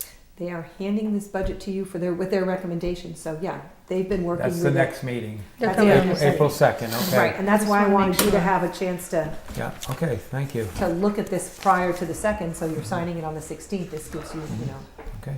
a couple of weeks to familiarize yourself with the budget. I have a question for you about Appendix 3. Mhm.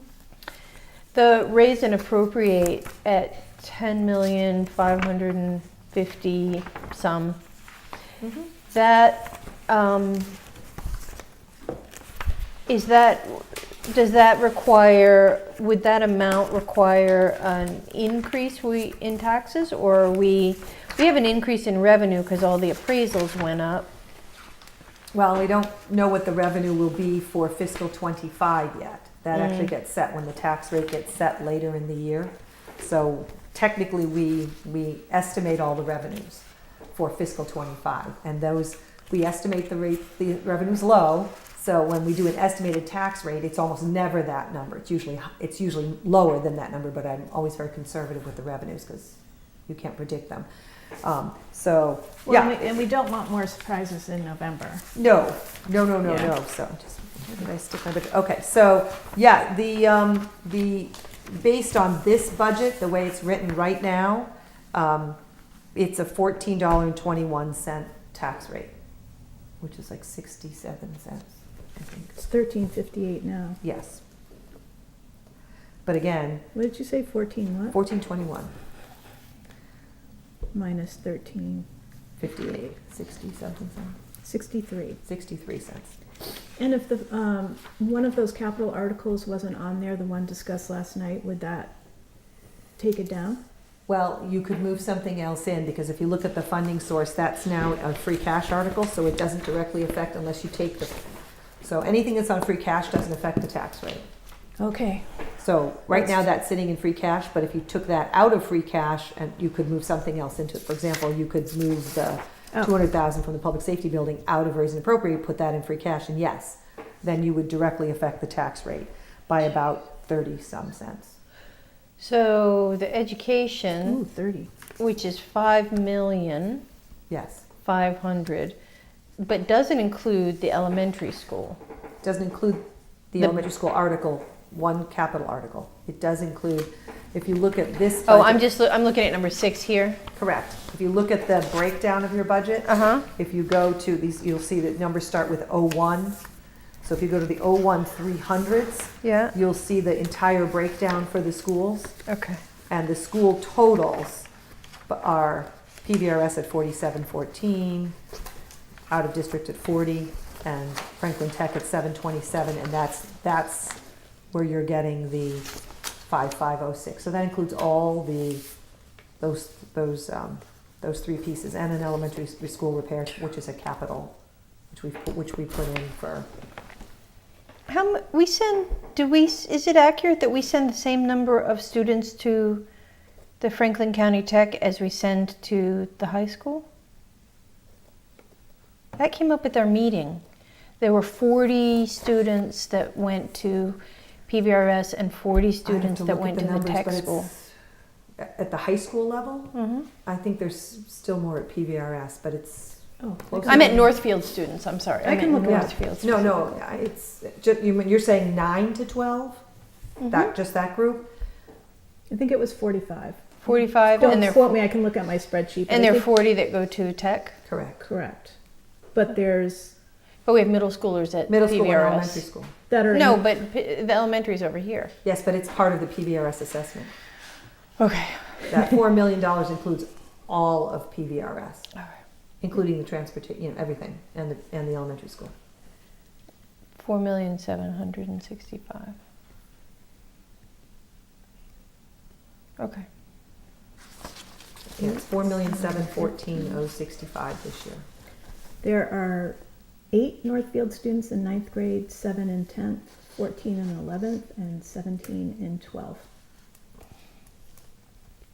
My brain's too tired to do that on the fly. So 15 plus 14 plus 17. Second. I did a lot of math today, but I can't, for some reason, add more numbers. Okay. 46. 46. I stand corrected. Okay. The bulk of them are in. There you are, making those huge mistakes.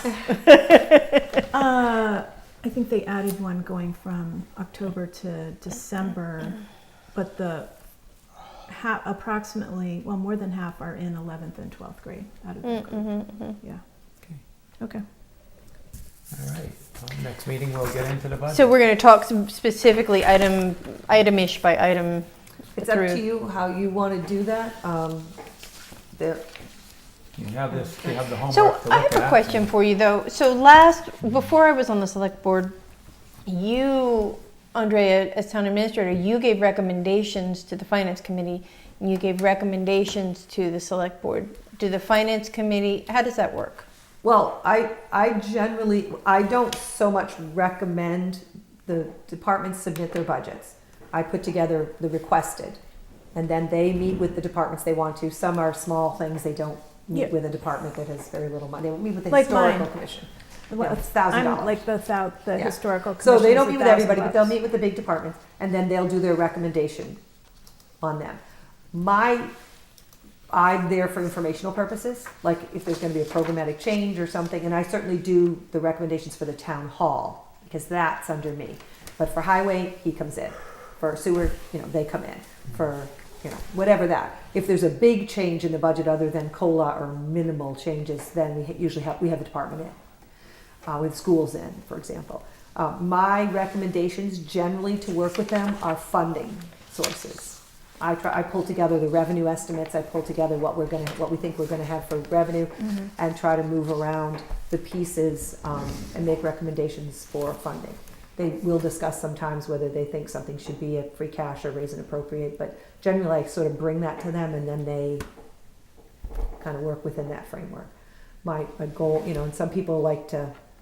How you leave free cash, we generally don't leave it. We generally try to put it into a capital account of some kind. If we're instead of leaving it on the table, we kind of squirrel it away somewhere until next year. So at next meeting, I just had a request for the update, the Comerford solar thing, but Yeah. also we hired somebody for town maintenance, and I'm curious how that's going and how. Well, you have his resignation on your.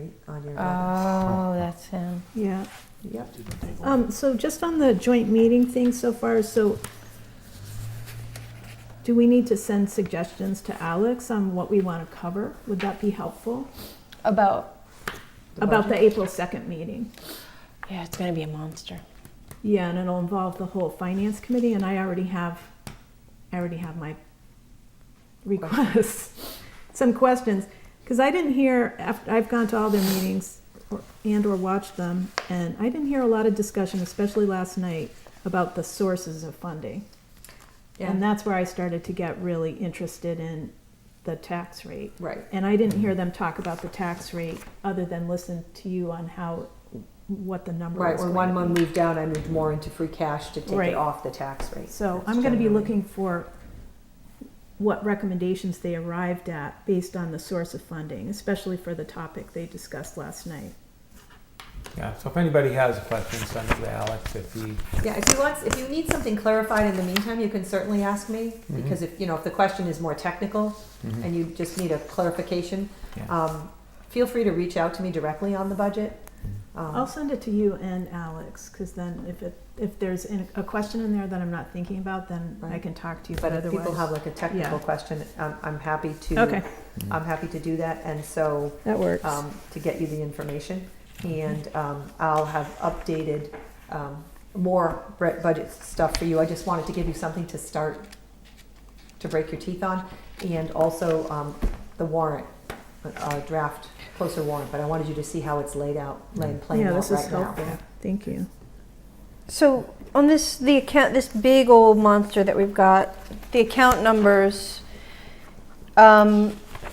Those are the expenditure accounts, yeah. they're the expenditure accounts. So 01114 is specifically for the moderator. 114 is the moderator's Yeah, okay. department. 122 is the select board's department. This is municipal accounting. So those the first 101 means general fund.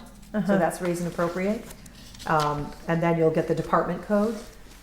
If you ever see when you see expenditure reports, there's also O2s, there's O3s. O3s are articles. Sewer is 62. So the first two digits actually is an account. It tells you what fund it is. 03 is articles? I think O3 are articles. So when you pass a special funding article here, like you want to buy a truck, Yep. then they'll put it in the expenditure reports, the reports as an O3. Because O1 means it's your general fund, Which is raised and appropriate. which is raised and appropriate. Oh, and you have EMS as 62. Okay, so EMS that's their, is 62. that's their department. enterprise And fund. if you flip over, sewer is 61. So sewer 61, I got a point. EMS is 62. It's on the, Oh, back. yeah. Oh, got it. So those are their codes. Got it. And it says somewhere in all this paper, before state and local receipts. Correct. What is that? Is that the taxes from the cars? I mean, what is the state and local receipts? Well, first of all, we don't know what the cherry sheet, which is the unrestricted general government aid, is going to be yet. We have the governor's numbers. Everyone goes, thank you very much, Governor. Then they go to the legislature and say, what are we working with? So the governor gives you some indication on their policy. They've decided they want it, to do a certain amount. They've done that may or may not be what we get. But generally, it's not wildly inaccurate. So we use that number. So that's the cherry sheet receipts. And that there's also a few other things. We get a little bit of money for veterans reimbursement for money we've paid out. We get a little bit of money here and there. And we also then have to subtract some payments. There's a few things. We have to take the library out of general receipts because that goes actually directly to the library. So that's what we call, the cherry sheet. It used to be on pink paper, but it has remained the cherry sheet. That number is not solid. It might go up a little. Usually it goes up a little. I've never seen it go down. So usually our state reps or senators, it's really House 1 that becomes ultimately, it's the House Ways and Means, and then they do with the Senate, and they come to a compromise bill. Usually if it goes up, but for Northfield, it usually will go up like $3,000. So it's nothing substantive. Local estimated receipts, that is primarily excise taxes for your vehicles. But there's all sorts of other small estimated receipts. Dump stickers, dog licenses. So all of that is your estimated receipts for local government. And then you have to estimate that right now because I don't know what fiscal 25s will be. We do that next year. Later this year when we set the tax rate, we actually will have the receipts in by June 30th. But we go to town meeting before we have those numbers. We also have something called new growth. And You're all going to love this new budget book. We're getting ready to take it to the printer next week because all of this information is in there. Okay. New growth is, we are allowed to technically raise taxes up to 2.5%. But new growth goes on top of before you do that. Because new growth is somebody built a house. So now there's the taxes from that new house will go into raise and appropriate, will go into revenue. So we do an estimate with the assessors based on new growth. So they look around, they look at how many building permits they've had, they look at are there any pilots for solar, is there, whatever that is becomes new growth. And that is that's additional revenue source. But we have to estimate that as a part of this. Again, I'm estimating 50,000. We've had years over 100. But I can't assume that. If I assume 100 and it doesn't come in that high, that's very, very bad. So we estimate a very reasonable new growth figure in our revenues. So there's a few pots of estimated receipts and estimated. This is the challenge that I mentioned last year for folks, is you're voting on the budget, but the revenues continue to shake out over the next 6 months, and then the tax rate gets set in November. So what she does that I've seen with the finance committee is, like you said, conservative revenue projections, because you're tentatively coming out of your budget at town meeting with a tax rate, and then if you've estimated your revenues low in May Tax and they rate come set in lower. higher, if the revenues come in higher over the course of the 6 months, then the tax rate the actual tax rate will be lower than the estimated or For projected example, one. last year, this spreadsheet, when I do a spreadsheet summary, estimated that the tax rate was going to be $13.74. What did it get set at? $13.58, which it was the year before. That's why I Correct. know. It's actually the same number, which is a fluke. But the point is, so will it come in at 1421? Very unlikely. But generally speaking, it will shrink some because we are estimating the revenue low. But Well, I mean, we had houses were selling for so much, and they base the value. value to of the do house on the sales. average. So it seems like our revenue would go up. I would really, Well, no, but what happens if the value goes up, the tax rate sinks. Once you set the budget, so if we set the budget at this number, if the budget is voted at town meeting at this amount, that's all you're going to raise and appropriate. So if the values of the homes go up, the tax rate goes down because you can only raise that amount of money. No, I mean, my point is that why do we need to raise taxes if we have more money coming in because the value of the houses are up? And I understand the answer is because we have this spending. So I'm just trying to, I'm trying to understand. Sure. No, it's I get very you. complicated. What Well- you have to raise is the amount you vote to spend. Right. Whether it's a function of the tax rate being high and the values being low, or the values being high and the tax rate being low, it makes no difference. So people Well, look it at, makes a difference because what we have, what is coming in. will be this amount of money regardless. And how it is split is based on the value of your home. His home could go up and yours could stay the same. His taxes will go up and yours will not go up so much. Because once that tax rate is set, maybe your value didn't go up. Some homes go up, some don't. And so the tax rate will hit people differently based on the values of their home. But all we can raise is set at town meeting. So if we say we have to raise $100,000 and your home is valued at $100,000 and there's 100,000 people whose homes are $100,000, we're still only going to tax each one of them $1,000 to get to that $100,000. Yeah. If the value of their home goes up, we're going to charge them $900 because we're only raising that $100,000.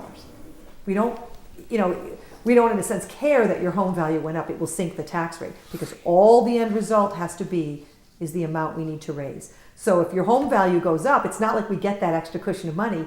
It pushes the tax rate down because So we're what only raising that amount. the point I'm trying to get across, because I've had people asking me these Yeah. questions, the point I'm trying to get across is what we decide as a town Yes, to spend, to set the budget at. that will, to set the budget at, which is what we're going to spend, that will determine what we have to raise and appropriate, right? We'll get in whatever money we get in. Correct. But anything extra has to come with higher taxes.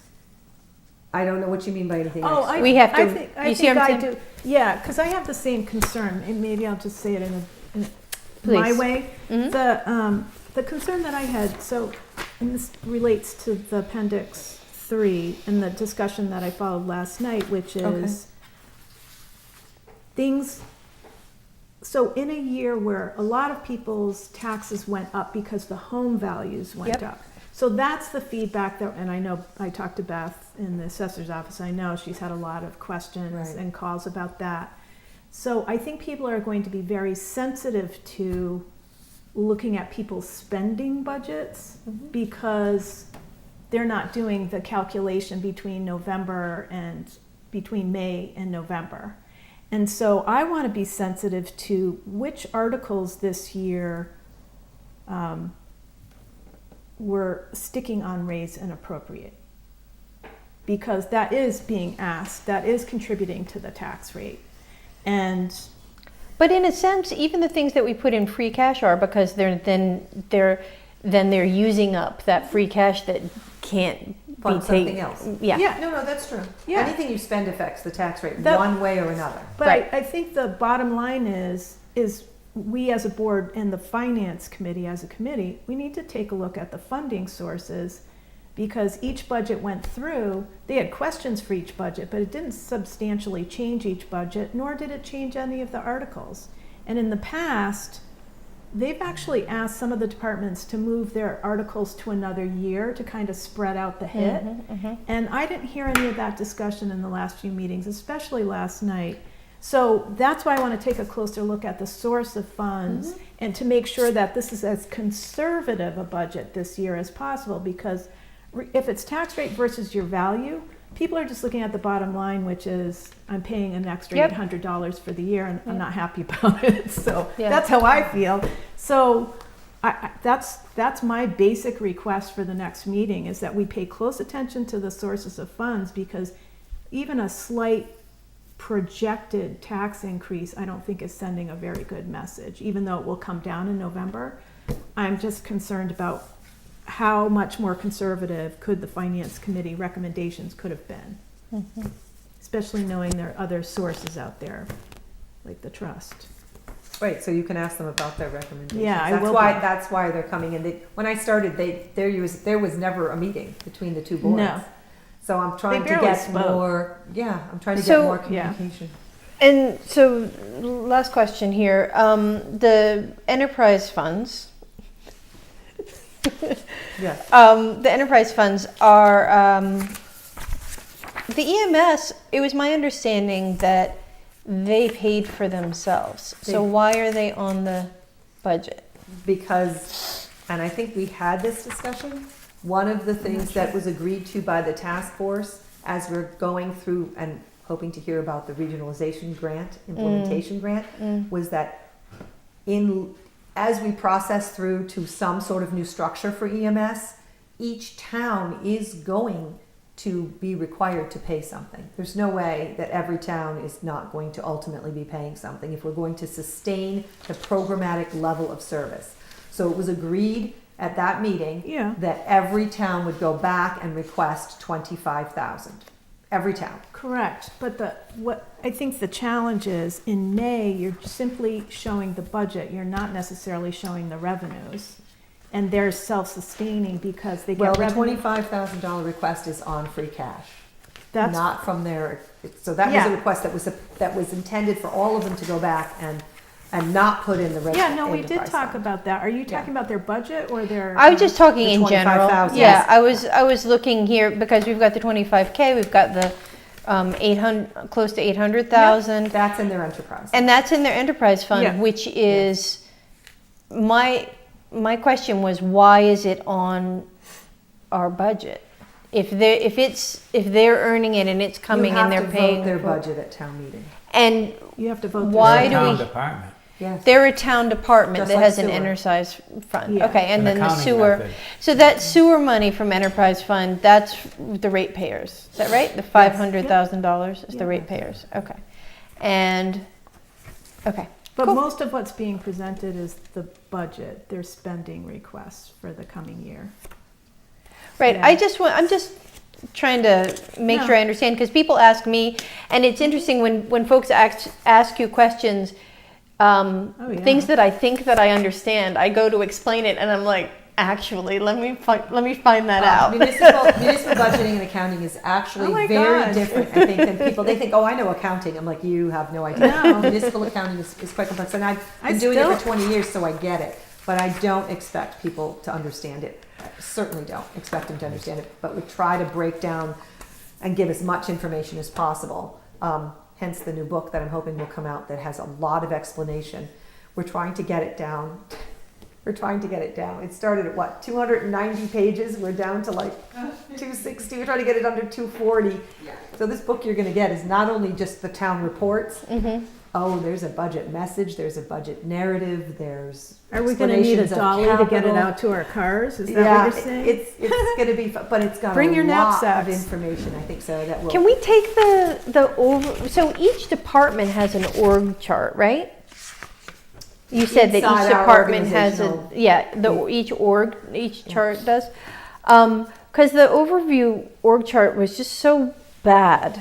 Each one, when they see the department, Uh-huh. there's a breakdown of the org chart right on top of their department. Great. Before they get into Yeah. the narrative. Can we take the bad one out? The overview one out? Well, it's just one page to give people a sense of where No, everything leave that. falls, but then every department has one on top of their page. Okay. So, but I'm saying, can we take the overview one that was so that's No. Did you review? You were having them review it and work on it? Well, yeah, I mean, the problem is unless we eliminate, if we want to shrink it, if we want to just say highway, we can make it more, but we can't add anything to it. We'd have to subtract. And so, you know, I'm talking about subtracting the whole thing. No. And leaving the individual, we're not- having the individual departments. Because we haven't had a We're chance kind of getting to off of talk topic. about it. But, well, the reason I'm talking about it is because this was the date to discuss it, right? You said this was the date this was the drop dead date on it? we are submitting it, hopefully. Yeah. It should be done by Friday, submit it to the thing. I think the disservice to taking it out is for people to lose the perspective of how the whole thing sits for the town. We talked So- about this at the last meeting, and we left it that you were going to send suggestions How to wrong Andrea, it was. and then Andrea. And was- Andrea was going to have them work on it. Well, Right, I asked based on- them, and they said basically, what do you want to change? Because they're a consultant, they'll change anything. So I didn't know what to tell them to change specifically. What's the name of the consultant? It's the Collins Center. Collins Center. And is this the only thing that they're working on This for us? No, we have a different grant, but different group of people. It's a grant that's covering it? Yeah, No. these are both community compacts. Okay. Yeah, So All right, why don't we move on, because we're going to be discussing this because with we're the going to have Finance Committee for scintillating hours conversation next about week. First Light. Yeah, okay, and I hopefully have, quick. Yeah, it will I be. have a letter of resignation from Kel Swan. Do we Dear need- Thomas Walker, please accept this letter of formal notification that I am resigning from my position as building and maintenance worker for the town of Northfield, effective immediately as of 2/30/2024, which there isn't a 2/30, but all items issued to me, cell phone and keys, will be returned along with this letter. Regards, Kel Swan. You can't seem to keep building maintenance people. We get any indication on what happened with this person? He determined that he was in over his head, is what I was told. But I did not, I sent him, as soon as you accept his resignation, I send him the exit interview stuff, and we'll see if he responds with any of it. That was quick. I move that we accept the resignation letter from Kel Spoon. Second. All those in favor?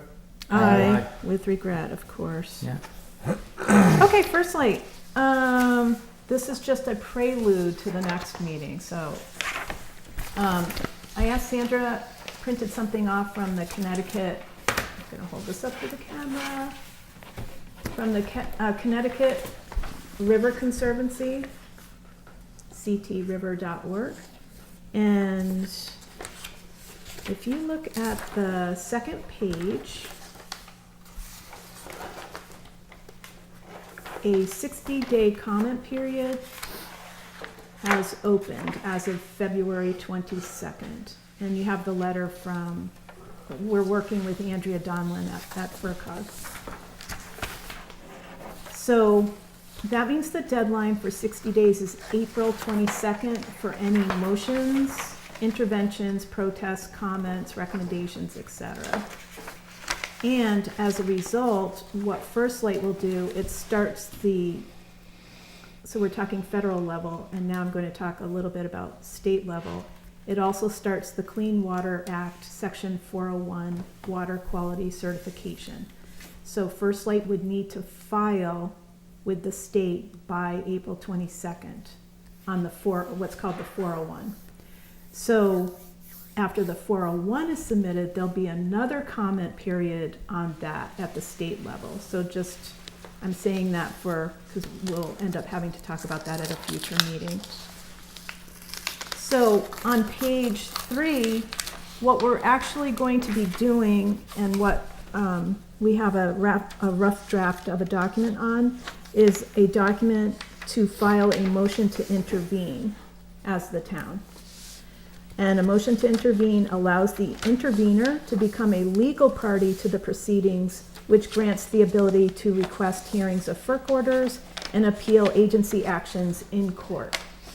So, and it says here, this is the nonprofit Connecticut River Conservancy, or CRC, will be intervening on their own, but each of the towns that were involved in the First Light process, it's been, I think I started in my first year, so it's been almost 4 years on and off. And now we're at the point where we need to restart and file this motion. And that draft document will be in the meeting material prep for the next meeting, and then we'll be voting on that. Because we have to have that wrapped up and reviewed legally by the lawyers hired by FERCog that specialize in this. And if there's any changes, we'll still have April 16th, but I wanted to do the bulk of the document and get your feedback and approval on April 2nd, because we need to meet the April 22nd deadline to get there. So I'm just giving you a prelude to the schedule coming up, really. And also the fact that it's called a motion to intervene. Some people, because we have a really involved community, some people know what that is, other people don't. And it is different than comments. Comments are general statements, complaints or petitions on current applications, and that is what the general public is invited and encouraged to do. And that can all be done if you go to the CRC website. They give you the steps to do that on the FERC website, and they also have templates that you can use to formulate your own comments. Okay. Can you clarify just one sentence? I'm sorry. Yep. What are we asking to intervene in specifically? In FERC's approval of the renewal of the license for First Light to operate. And you did already a lot of work on that. It was on the recreation settlement. Part of this. Yeah. Okay, so that was a subset of what we're now talking about? That was part of the negotiations with First Light, and then they put together all of what was agreed to, and that goes into their, don't quote me, I had to call Andrea this afternoon. I'm like, walk me through this again.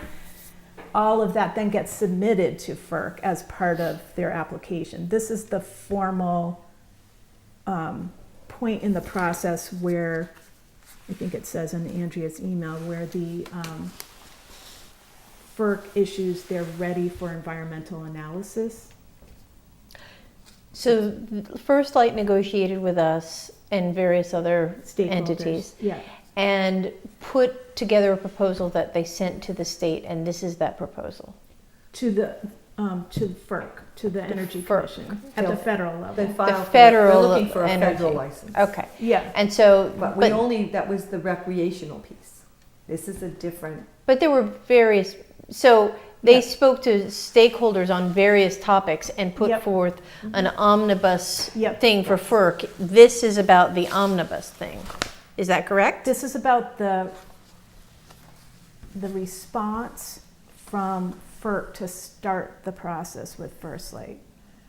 It's similar to like if you're doing a permit with the planning board, you're submitting all your application materials, and then the formal process starts on the reviewing side.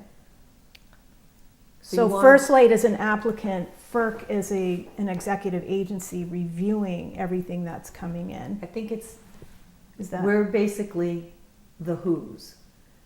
Horton is, we want to go, we are here, we are here. We want to be able to say to FERC, here's who we are, and we want to be recognized. They've put together their piece, they have now filed it. And now we're saying, and a lot of people are going to say, great FERC, while you're going through this process, recognize us, so we can talk to you. Got we it. can comment. Okay. Yeah. That's what intervener status is. Great. And That's and what I ca- needed. right. Thank you. Yeah, thanks. It carries more weight than just somebody submitting a comment comment, online. Right. Is they can do whatever with they will review all of the comments, but it has no legal standing, where if we're, what we're submitting will give us legal standing in the process, as well as all the other towns. Okay. And then we'll also be doing something that she mentioned today, that will be part and parcel of this, called a standing declaration, and I'll have more for you at the next meeting. Do we need a motion about this? Nope. No? Okay. No, you're gonna get a document to review at some point prior to the meeting. It's not a hard document to go through either. It's not like an inch thick. It's only a few pages, so. It's not like the recreation agreement. Okay, Okay. let's move on then. Topics not reasonably anticipated. I don't see any. We've already done the stuff. Proposed agenda items is next on the list. I mean, I don't have a list with me this time. Did we do the appointment for A.B. Tibbetts? Yeah, You did that Yeah, back we in did did. that already. yeah, we did all the appointments, the reappointments. So next meeting, we have the joint meeting with the Finance Committee, and I'm putting the First Light motion to intervene. Those will be on the April 2nd agenda. Correct. And then could you also just reserve a small spot for the same topic on April 16th, just in case? I would like to this is in general for agenda items. Open Space wants to talk to the Select Board about the land at Great Swamp Road. I would like to talk about the building maintenance position. And I would like to get, and I don't know if this has to be an executive session of itself. I think it does. I'd like to have an update on the February 20th executive session. For the building committee? No, What was the topic? Gonna make a note. the topic was EMS. Okay. Oh, And I may have one anyway if you, I'm awaiting a report. Okay. And then I was going to ask Andrea, I think I already asked you, the other one was to make sure that checking in on the tech issue with the meetings. And that's like on Andrea's list. And then requesting that the public hearing be allowed for people to show up. Yeah, I have a note here on the public hearing for the solar.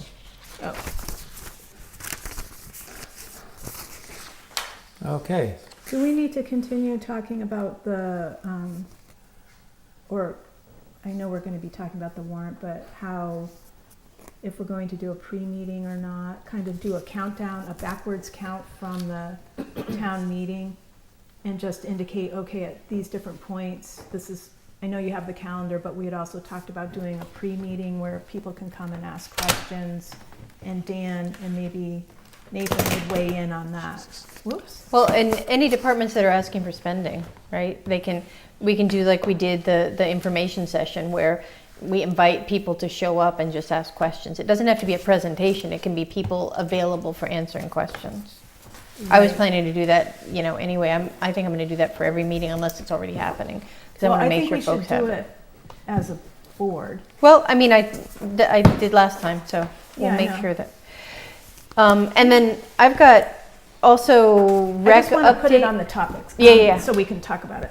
Yeah. Rec I wanna solve update it. and / summer camp on future agendas. And before the election, I want to talk about, I'd love to do it next meeting, but I know it's going to be so long.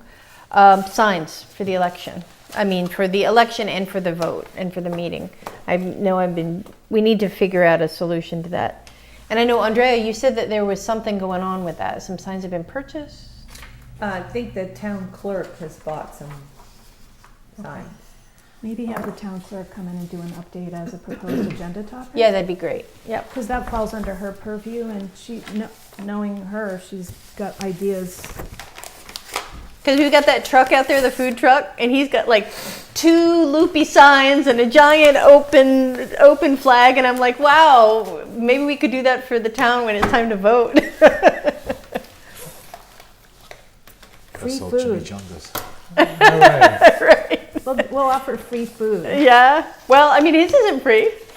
We could charge No, but for I was it. just thinking, some communities, I saw an article today, they actually do like a community day after those that do it on Saturday, then have a community get together after the town meeting, like a cookout and stuff.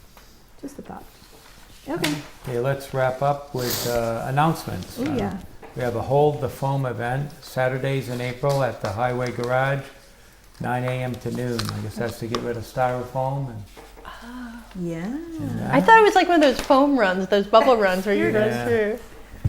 You're Yeah. into that? Yeah. I've got one, the April 4th, the TikTok. Y'all come to that at the library. Okay. Yeah. And there's a bike ride on Earth Day that goes from Turner's to Northfield. Is this on the website, the Hold the Foam? Did you put this on the website? Did we even get a flyer? Not yet, Okay. It's on her to-dos. but you'll Okay. get it. Okay. And the only other announcement too, just, I don't know if we haven't officially posted it, but town meeting May 6th at 7 p.m. And elections, May 7th, Town Hall. May 7th, Phew. town hall elections, yeah. Yikes. All right, no recognitions for service. Then I'll entertain a motion. Motion to adjourn? Second. All in favor? Aye. Aye. Aye. Okay, Thank you. thank you. Thank you, Tyler.